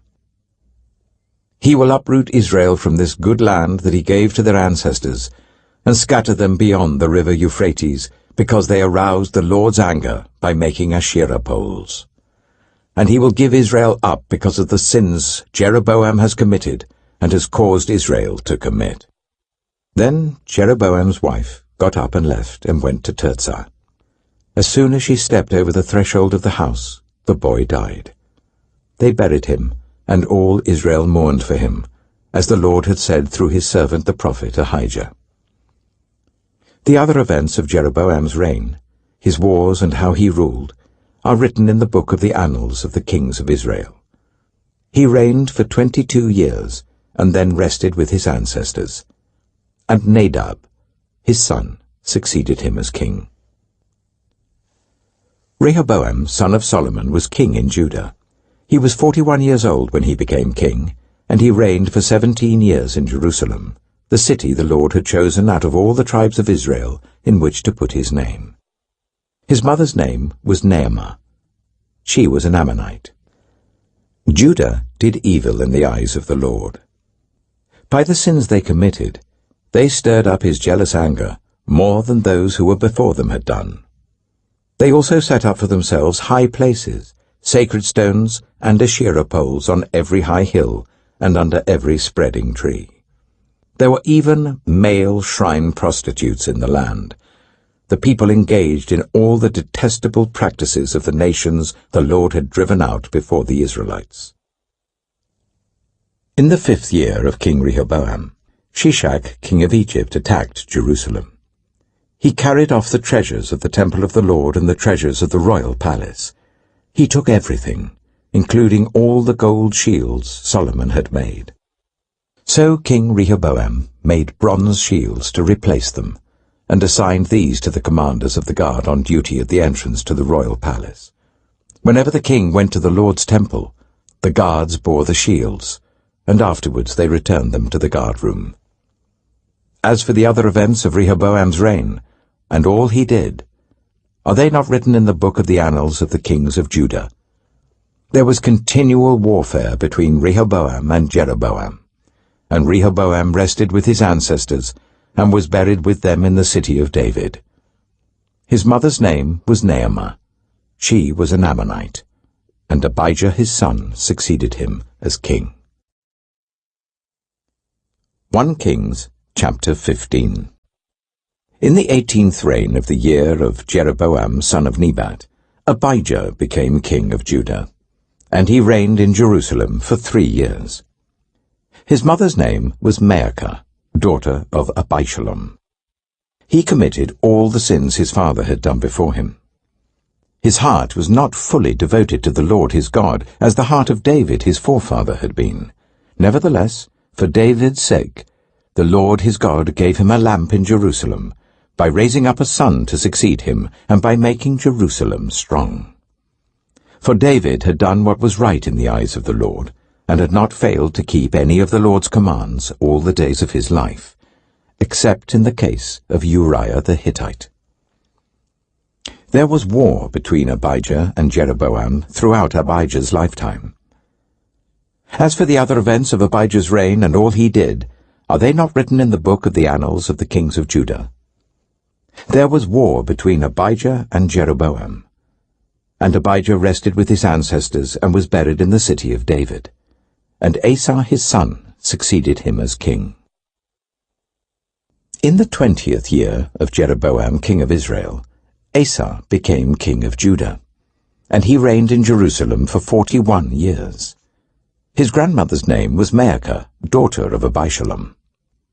Asa did what was right in the eyes of the Lord, as his father David had done. He expelled the male shrine prostitutes from the land, and got rid of all the idols his ancestors had made. He even deposed his grandmother Maacah from her position as queen mother, because she had made a repulsive image for the worship of Asherah. Asa cut it down and burned it in the Kidron Valley. Although he did not remove the high places, Asa's heart was fully committed to the Lord all his life. He brought into the temple of the Lord the silver and gold and the articles that he and his father had dedicated. There was war between Asa and Baasha, king of Israel, throughout their reigns. Baasha, king of Israel, went up against Judah and fortified Ramah to prevent anyone from leaving or entering the territory of Asa, king of Judah. Asa then took all the silver and gold that was left in the treasuries of the Lord's temple and of his own palace. He entrusted it to his officials and sent them to Ben-Hadad, son of Tabrimon, the son of Hezion, the king of Aram, who was ruling in Damascus. "Let there be a treaty between me and you," he said, "as there was between my father and your father. See, I am sending you a gift of silver and gold. Now break your treaty with Baasha, king of Israel, so that he will withdraw from me." Ben-Hadad agreed with King Asa, and sent the commander of his forces against the towns of Israel. He conquered Ijon, Dan, Abel, Beth-Maacah, and all Kinnereth, in addition to Naphtali. When Baasha heard this, he stopped building Ramah and withdrew to Tirzah. Then King Asa issued an order to all Judah, no one was exempt, and they carried away from Ramah the stones and timber Baasha had been using there. With them, King Asa built up Geba in Benjamin, and also Mizpah. As for all the other events of Asa's reign, all his achievements, all he did, and the cities he built, are they not written in the book of the annals of the kings of Judah? In his old age, however, his feet became diseased. Then Asa rested with his ancestors, and was buried with them in the city of his father David. And Jehoshaphat, his son, succeeded him as king. Nadab, son of Jeroboam, became king of Israel in the 2nd year of Asa, king of Judah, and he reigned over Israel for 2 years. He did evil in the eyes of the Lord, following the ways of his father, and committing the same sin his father had caused Israel to commit. Baasha, son of Ahijah, from the tribe of Issachar, plotted against him, and he struck him down at Gibbethon, a Philistine town, while Nadab and all Israel were besieging it. Baasha killed Nadab in the 3rd year of Asa, king of Judah, and succeeded him as king. As soon as he began to reign, he killed Jeroboam's whole family. He did not leave Jeroboam anyone that breathed, but destroyed them all, according to the word of the Lord, given through his servant Ahijah the Shilonite. This happened because of the sins Jeroboam had committed and had caused Israel to commit, and because he aroused the anger of the Lord, the God of Israel. As for the other events of Nadab's reign and all he did, are they not written in the book of the annals of the kings of Israel? There was war between Asa and Baasha, king of Israel, throughout their reigns. In the 3rd year of Asa, king of Judah, Baasha, son of Ahijah, became king of all Israel in Tirzah, and he reigned for 24 years. He did evil in the eyes of the Lord, following the ways of Jeroboam, and committing the same sin Jeroboam had caused Israel to commit. 1 Kings chapter 16. Then the word of the Lord came to Jehu, son of Hanani, concerning Baasha. I lifted you up from the dust, and appointed you ruler over my people Israel. But you followed the ways of Jeroboam, and caused my people Israel to sin, and to arouse my anger by their sins. So I am about to wipe out Baasha and his house, and I will make your house like that of Jeroboam son of Nebat. Dogs will eat those belonging to Baasha who die in the city, and birds will feed on those who die in the country. As for the other events of Baasha's reign, what he did and his achievements, are they not written in the book of the annals of the kings of Israel? Baasha rested with his ancestors and was buried in Tirzah, and Elah his son succeeded him as king.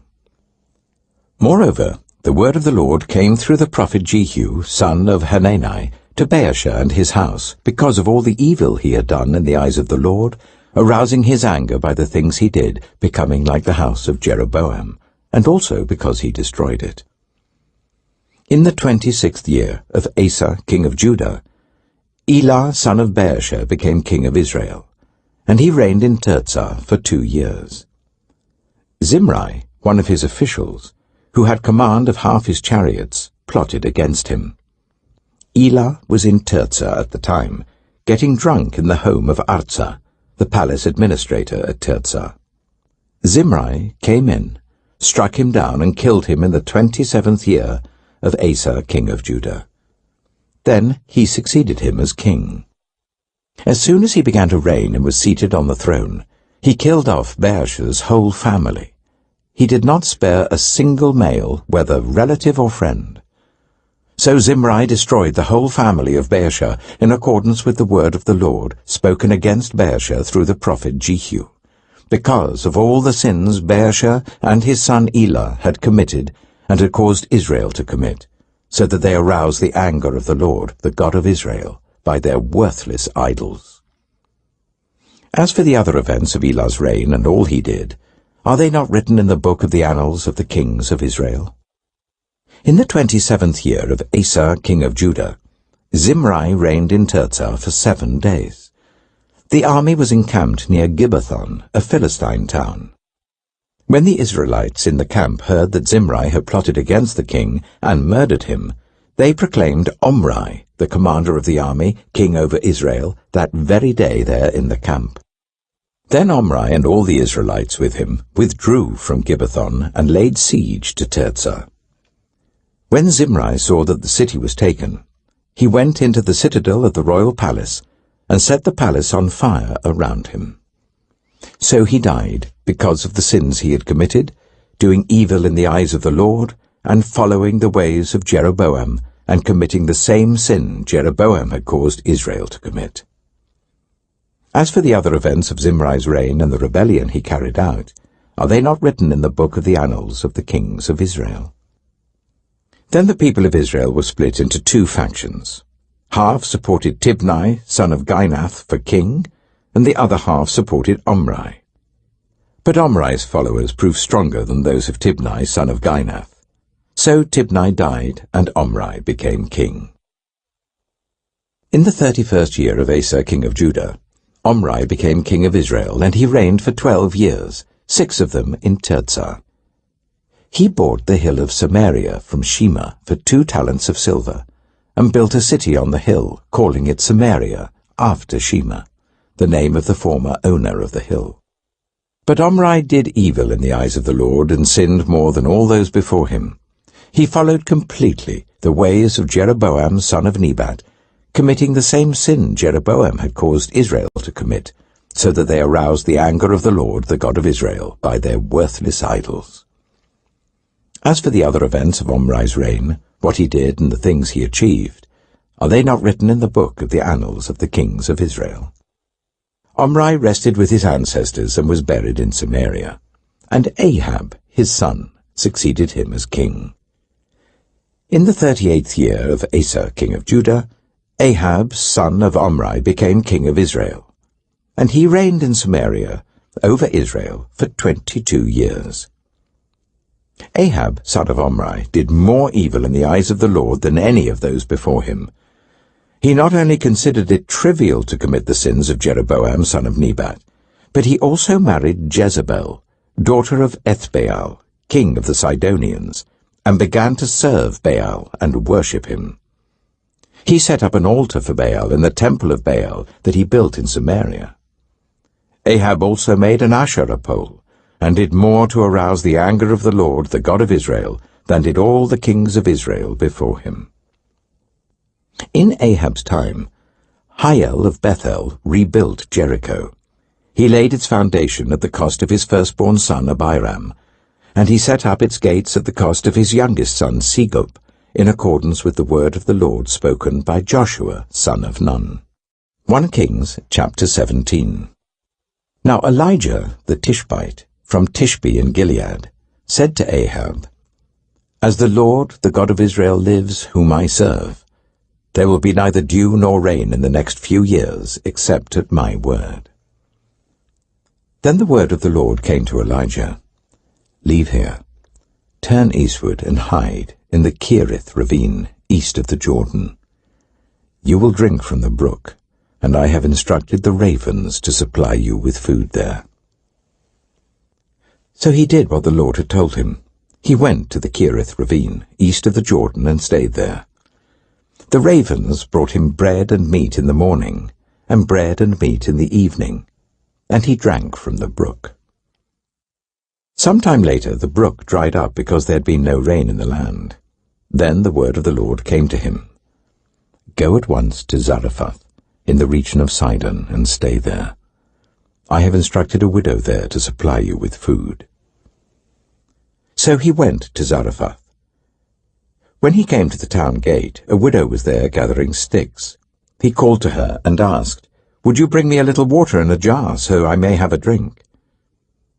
As she was going to get it, he called, And bring me, please, a piece of bread.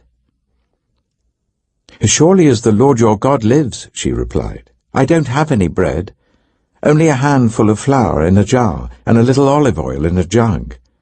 I'm gathering a few sticks to take home and make a meal for myself and my son, that we may eat it and die. Elijah said to her, Don't be afraid. Go home and do as you have said. But first make a small loaf of bread for me from what you have, and bring it to me, and then make something for yourself and your son. For this is what the Lord, the God of Israel, says, The jar of flour will not be used up, and the jug of oil will not run dry, until the day the Lord sends rain on the land. She went away and did as Elijah had told her. So there was food every day for Elijah and for the woman and her family.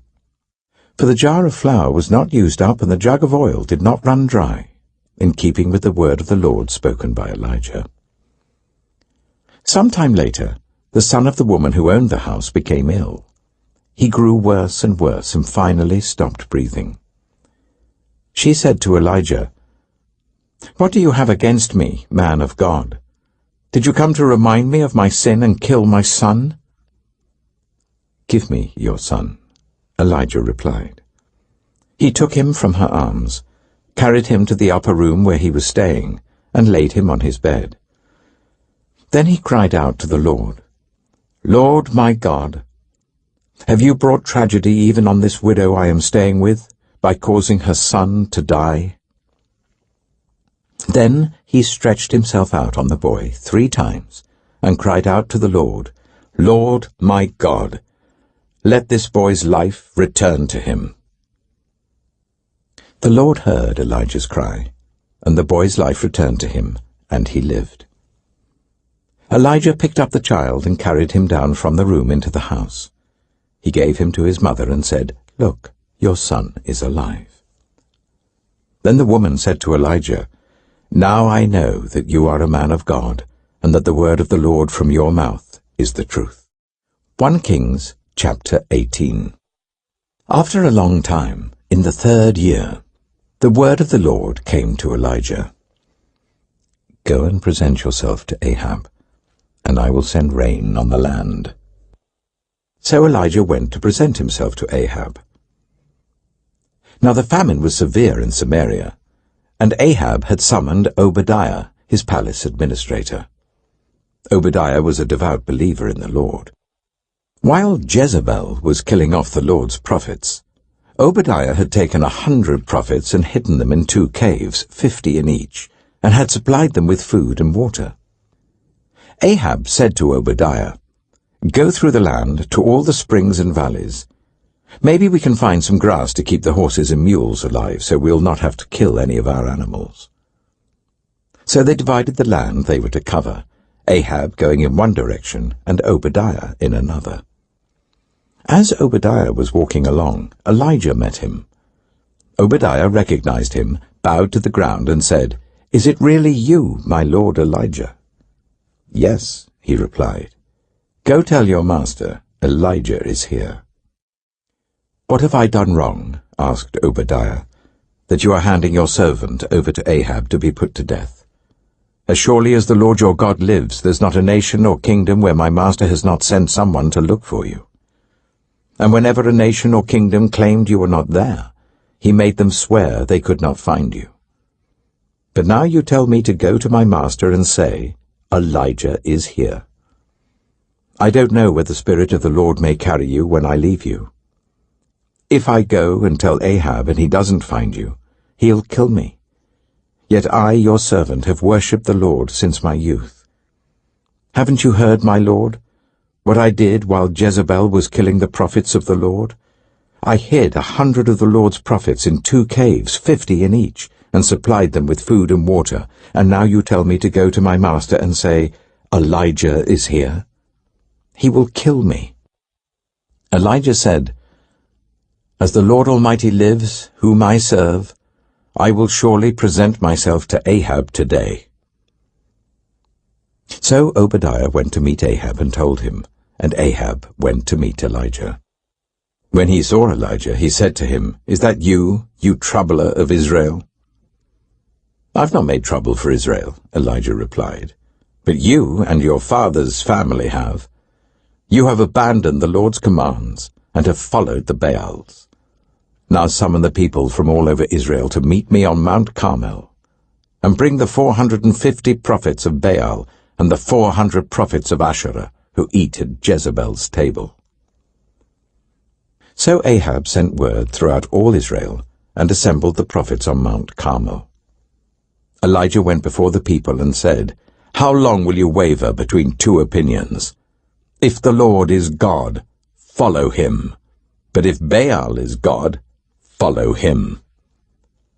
But the people said nothing. Then Elijah said to them, I am the only one of the Lord's prophets left, but Baal has 450 prophets. Get 2 bulls for us. Let Baal's prophets choose one for themselves, and let them cut it into pieces and put it on the wood, but not set fire to it. I will prepare the other bull, and put it on the wood, but not set fire to it.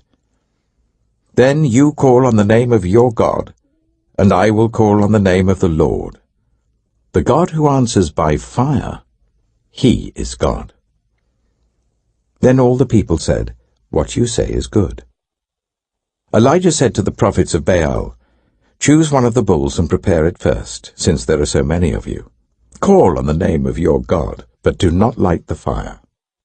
So they took the bull that was given to them and prepared it. Then they called on the name of Baal from morning till noon. Baal, answer us, they shouted. But there was no response. No one answered, and they danced around the altar they had made. At noon, Elijah began to taunt them. Shout louder, he said. Surely he is a god. Oh, perhaps he's deep in thought or busy or traveling. Maybe he's sleeping and must be awakened. So they shouted louder and slashed themselves with swords and spears, as was their custom, until their blood flowed. Midday passed, and they continued their frantic prophesying until the time for the evening sacrifice. But there was no response. No one answered. no one paid attention. Then Elijah said to all the people, "Come here to me." They came to him, and he repaired the altar of the Lord, which had been torn down. Elijah took 12 stones, one for each of the tribes descended from Jacob, to whom the word of the Lord had come, saying, "Your name shall be Israel." With the stones he built an altar in the name of the Lord, and he dug a trench round it large enough to hold 2 seahs of seed. He arranged the wood, cut the bull into pieces, and laid it on the wood. Then he said to them, "Fill 4 large jars with water, and pour it on the offering and on the wood."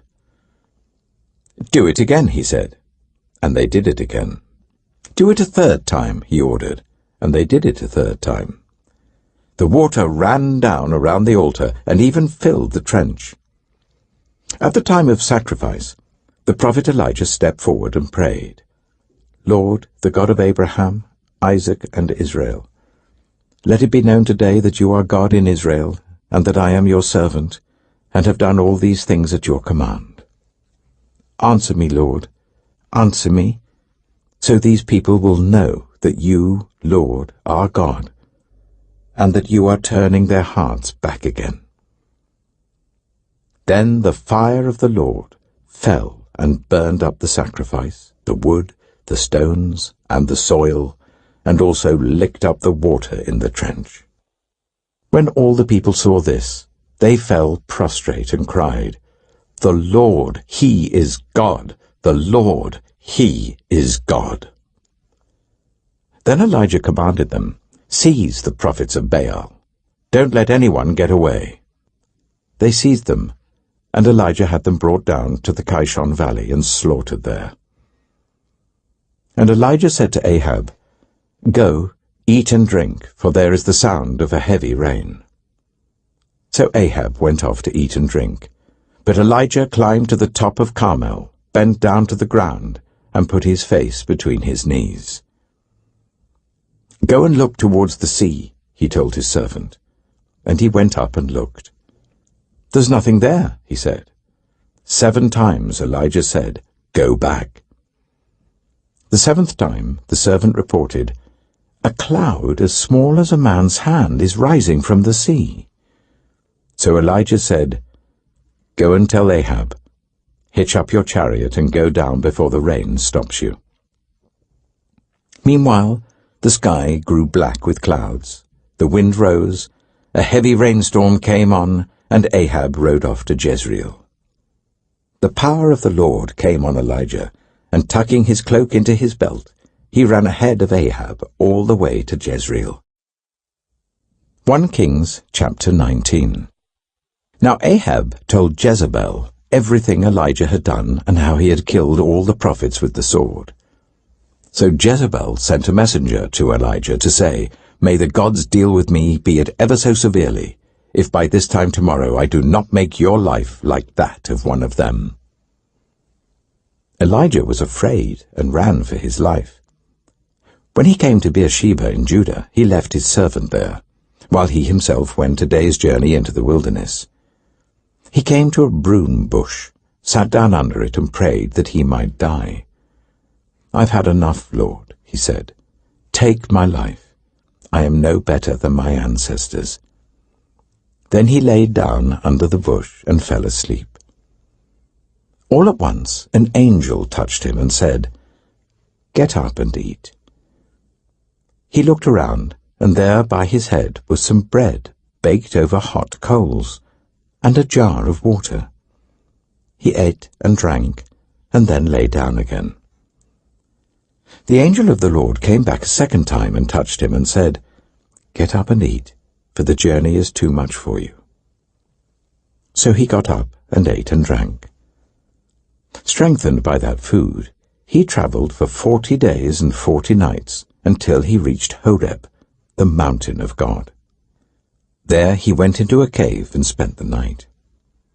And the word of the Lord came to him, "What are you doing here, Elijah?"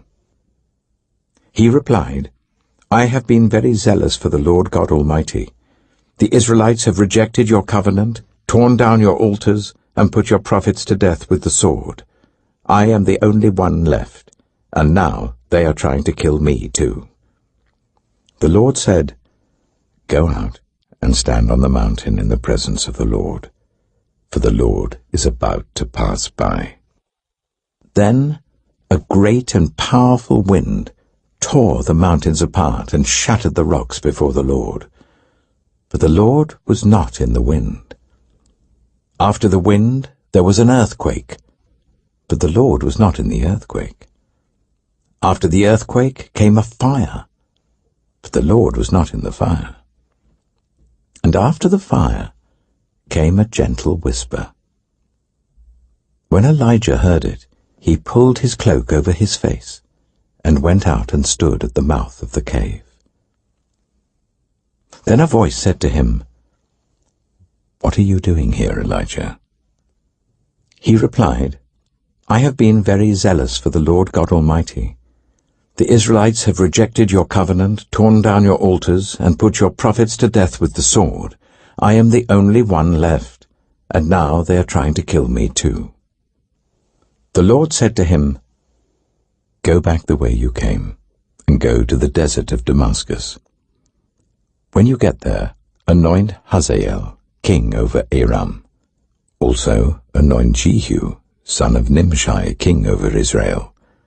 And anoint Elisha, son of Shaphat, from Abel-Meholah, to succeed you as prophet. Jehu will put to death any who escape the sword of Hazael, and Elisha will put to death any who escape the sword of Jehu. Yet I reserve 7,000 in Israel, all whose knees have not bowed down to Baal, and whose mouths have not kissed him." So Elijah went from there and found Elisha, son of Shaphat. He was ploughing with 12 yoke of oxen, and he himself was driving the 12th pair. Elijah went up to him and threw his cloak around him. Elisha then left his oxen and ran after Elijah. "Let me kiss my father and mother goodbye," he said, "and then I will come with you." "Go back," Elijah replied. "What have I done to you?" So Elisha left him and went back. He took his yoke of oxen and slaughtered them. He burned the ploughing equipment to cook the meat and gave it to the people, and they ate. Then he set out to follow Elijah and became his servant. 1 Kings chapter 20. Now Ben-Hadad, king of Aram, mustered his entire army. Accompanied by 32 kings with their horses and chariots, he went up and besieged Samaria and attacked it. He sent messengers into the city to Ahab, king of Israel, saying, "This is what Ben-Hadad says, 'Your silver and gold are mine, and the best of your wives and children are mine.' The king of Israel answered, 'Just as you say, my lord the king, I and all I have are yours.' The messengers came again and said, 'This is what Ben-Hadad says, I sent to demand your silver and gold, your wives and your children. But about this time tomorrow I'm going to send my officials to search your palace and the houses of your officials. They will seize everything you value and carry it away.'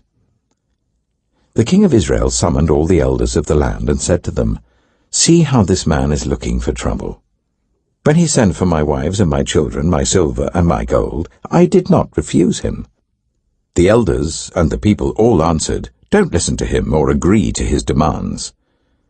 So he replied to Ben-Hadad's messengers, 'Tell my lord the king, your servant will do all you demanded the first time.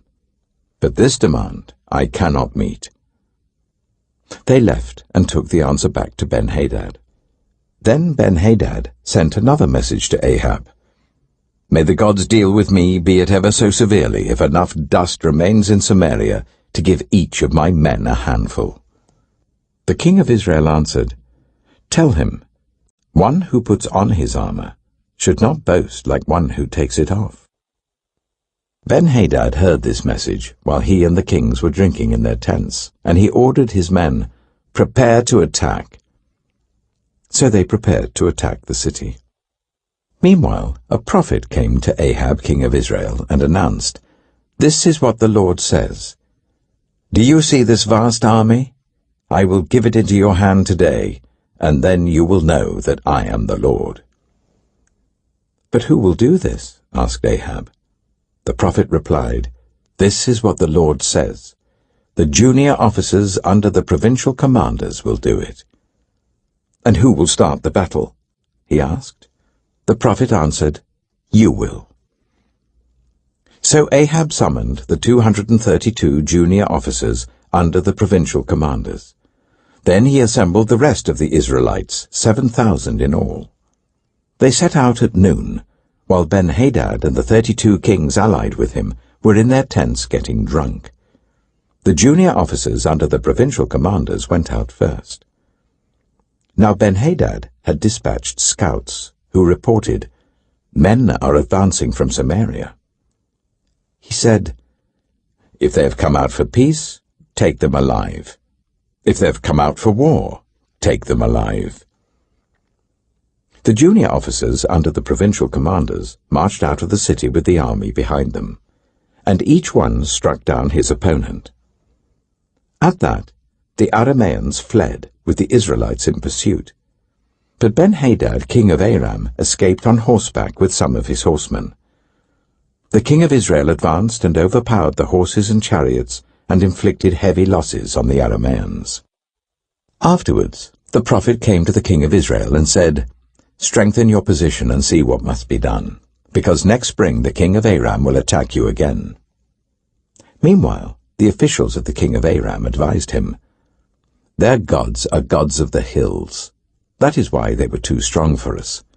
But if we fight them on the plains, surely we will be stronger than they. Do this, remove all the kings from their commands and replace them with other officers. You must also raise an army like the one you lost, horse for horse and chariot for chariot, so we can fight Israel on the plains. Then surely we will be stronger than they." He agreed with them and acted accordingly. The next spring, Ben-Hadad mustered the Arameans and went up to Aphek to fight against Israel. When the Israelites were also mustered and given provisions, they marched out to meet them. The Israelites camped opposite them like two small flocks of goats, while the Arameans covered the countryside. The man of God came up and told the king of Israel, "This is what the Lord says. Because the Arameans think the Lord is a God of the hills and not a God of the valleys, I will deliver this vast army into your hands, and you will know that I am the Lord." For 7 days they camped opposite each other, and on the 7th day the battle was joined. The Israelites inflicted 100,000 casualties on the Aramean foot soldiers in 1 day. The rest of them escaped to the city of Aphek, where the wall collapsed on 27,000 of them, and Ben-Hadad fled to the city and hid in an inner room. His officials said to him, "Look, we have heard that the kings of Israel are merciful. Let us go to the king of Israel with sackcloth around our waists and ropes around our heads. Perhaps he will spare your life." Wearing sackcloth round their waists and ropes round their heads, they went to the king of Israel and said, "Your servant Ben-Hadad says, 'Please let me live.'" The king answered, "Is he still alive?" "He is my brother." The men took this as a good sign and were quick to pick up his word. "Yes, your brother Ben-Hadad," they said. "Go and get him," the king said. When Ben-Hadad came out, Ahab brought him up into his chariot. "I will return the cities my father took from your father," Ben-Hadad offered. "You may set up your own market areas in Damascus, as my father did in Samaria." Ahab said, "On the basis of a treaty I will set you free." So he made a treaty with him and let him go. By the word of the Lord, one of the company of the prophets said to his companion, "Strike me with your weapon." But he refused. So the prophet said, "Because you have not obeyed the Lord, as soon as you leave me, a lion will kill you." And after the man went away, a lion found him and killed him. The prophet found another man and said, "Strike me, please." So the man struck him and wounded him. Then the prophet went and stood by the road waiting for the king. He disguised himself with his headband down over his eyes. As the king passed by, the prophet called out to him, "Your servant went into the thick of the battle, and someone came to me with a captive and said, 'Guard this man. If he is missing, it will be your life for his life, or you must pay a talent of silver.' While your servant was busy here and there, the man disappeared." "That is your sentence," the king of Israel said. "You have pronounced it yourself." Then the prophet quickly removed the headband from his eyes, and the king of Israel recognized him as one of the prophets. He said to the king, "This is what the Lord says. You have set free a man I had determined should die. Therefore it is your life for his life, your people for his people." Sullen and angry, the king of Israel went to his palace in Samaria. 1 Kings chapter 21. Sometime later, there was an incident involving a vineyard belonging to Naboth the Jezreelite. The vineyard was in Jezreel, close to the palace of Ahab, king of Samaria. Ahab said to Naboth, "Let me have your vineyard to use for a vegetable garden, since it is close to my palace. In exchange, I will give you a better vineyard, or, if you prefer, I will pay you whatever it is worth." But Naboth replied, "The Lord forbid that I should give you the inheritance of my ancestors." So Ahab went home, sullen and angry, because Naboth the Jezreelite had said, "I will not give you the inheritance of my ancestors." He lay on his bed sulking and refused to eat. His wife Jezebel came in and asked him, "Why are you so sullen? Why won't you eat?" He answered her, "Because I said to Naboth the Jezreelite, 'Sell me your vineyard, or if you prefer, I will give you another vineyard in its place.' But he said, 'I will not give you my vineyard.'" Jezebel, his wife, said, "Is this how you act as king over Israel? Get up and eat. Cheer up. I'll get you the vineyard of Naboth the Jezreelite." So she wrote letters in Ahab's name, placed his seal on them, and sent them to the elders and nobles who lived in Naboth's city with him. In those letters she wrote, "Proclaim a day of fasting, and give Naboth a prominent seat among the people. But put 2 scoundrels opposite him, and get them to bring charges that he has cursed both God and the king. Then take him out and stone him to death." So the elders and nobles who lived in Naboth's city did as Jezebel directed in the letters she had written to them. They proclaimed a fast and seated Naboth in a prominent place among the people. Then 2 scoundrels came and sat opposite him and brought charges against Naboth before the people, saying, "Naboth has cursed both God and the king." So they took him outside the city and stoned him to death. Then they sent word to Jezebel, "Naboth has been stoned to death." As soon as Jezebel heard that Naboth had been stoned to death, she said to Ahab, "Get up and take possession of the vineyard of Naboth the Jezreelite that he refused to sell you. He is no longer alive, but dead." When Ahab heard that Naboth was dead, he got up and went down to take possession of Naboth's vineyard. Then the word of the Lord came to Elijah the Tishbite, "Go down to meet Ahab, king of Israel, who rules in Samaria. He is now in Naboth's vineyard, where he has gone to take possession of it. Say to him, 'This is what the Lord says. Have you not murdered a man and seized his property?' Then say to him, 'This is what the Lord says. In the place where dogs licked up Naboth's blood, dogs will lick up your blood. Yes, yours.'" Ahab said to Elijah, "So, you have found me, my enemy." "I have found you," he answered, "because you have sold yourself to do evil in the eyes of the Lord. He says, 'I'm going to bring disaster on you. I will wipe out your descendants and cut off from Ahab every last male in Israel, slave or free. I will make your house like that of Jeroboam son of Nebat, and that of Baasha son of Ahijah, because you have aroused my anger and have caused Israel to sin.' And also concerning Jezebel, the Lord says, 'Dogs will devour Jezebel by the wall of Jezreel.' Dogs will eat those belonging to Ahab who die in the city, and the birds will feed on those who die in the country." There was never anyone like Ahab, who sold himself to do evil in the eyes of the Lord, urged on by Jezebel his wife. He behaved in the vilest manner by going after idols, like the Amorites the Lord drove out before Israel. When Ahab heard these words, he tore his clothes, put on sackcloth and fasted. He lay in sackcloth and went around meekly. Then the word of the Lord came to Elijah the Tishbite. "Have you noticed how Ahab has humbled himself before me? Because he has humbled himself, I will not bring this disaster in his day, but I will bring it on his house in the days of his son." 1 Kings chapter 22. For 3 years there was no war between Aram and Israel. But in the 3rd year, Jehoshaphat, king of Judah, went down to see the king of Israel.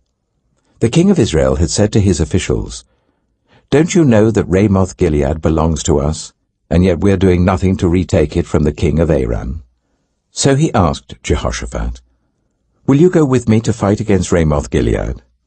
Jehoshaphat replied to the king of Israel, "I am as you are, my people as your people, my horses as your horses."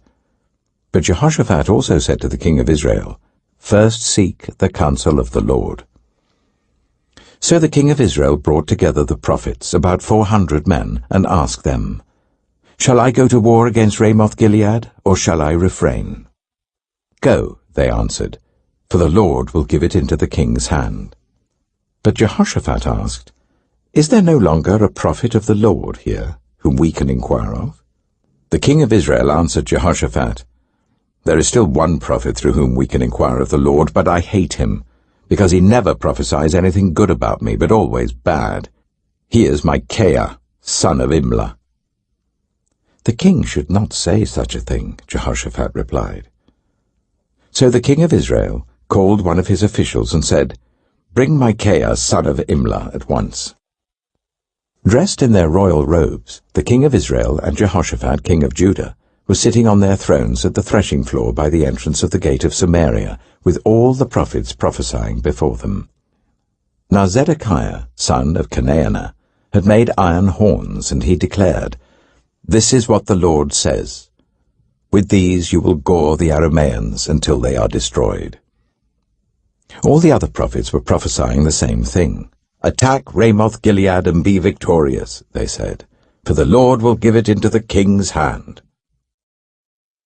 The messenger who had gone to summon Micaiah said to him, "Look, the other prophets without exception are predicting success for the king. Let your word agree with theirs and speak favorably." But Micaiah said, "As surely as the Lord lives, I can tell him only what the Lord tells me." When he arrived, the king asked him, "Micaiah, shall we go to war against Ramoth-Gilead or not?" "Attack and be victorious," he answered, "for the Lord will give it into the king's hand." The king said to him, "How many times must I make you swear to tell me nothing but the truth in the name of the Lord?" Then Micaiah answered, "I saw all Israel scattered on the hills like sheep without a shepherd, and the Lord said, 'These people have no master. Let each one go home in peace.'" The king of Israel said to Jehoshaphat, "Didn't I tell you that he never prophesies anything good about me, but only bad?" Micaiah continued, "Therefore hear the word of the Lord. I saw the Lord sitting on his throne with all the multitudes of heaven standing round him on his right and on his left. And the Lord said, 'Who will entice Ahab into attacking Ramoth-Gilead and going to his death there?' One suggested this, and another that. Finally a spirit came forward, stood before the Lord, and said, 'I will entice him.' 'By what means?' the Lord asked. 'I will go out and be a deceiving spirit in the mouths of all his prophets,' he said. 'You will succeed in enticing him,' said the Lord. 'Go and do it.' So now the Lord has put a deceiving spirit in the mouths of all these prophets of yours. The Lord has decreed disaster for you." Then Zedekiah, son of Chenaanah, went up and slapped Micaiah in the face. "Which way did the Spirit from the Lord go when he went from me to speak to you?" he asked. Micaiah replied, "You will find out on the day you go to hide in an inner room." The king of Israel then ordered, "Take Micaiah and send him back to Amon, the ruler of the city, and to Joash, the king's son, and say, 'This is what the king says. Put this fellow in prison and give him nothing but bread and water until I return safely.'" Micaiah declared, "If you ever return safely, the Lord has not spoken through me." Then he added, "Mark my words, all you people." So the king of Israel and Jehoshaphat king of Judah went up to Ramoth-Gilead. The king of Israel said to Jehoshaphat, "I will enter the battle in disguise, but you wear your royal robes." So the king of Israel disguised himself and went into battle. Now the king of Aram had ordered his 32 chariot commanders, "Do not fight with anyone, small or great, except the king of Israel." When the chariot commanders saw Jehoshaphat, they thought, "Surely this is the king of Israel." So they turned to attack him. But when Jehoshaphat cried out, the chariot commanders saw that he was not the king of Israel and stopped pursuing him. But someone drew his bow at random and hit the king of Israel between the sections of his armor. The king told his chariot driver, "Wheel around and get me out of the fighting. I've been wounded." All day long the battle raged, and the king was propped up in his chariot facing the Arameans.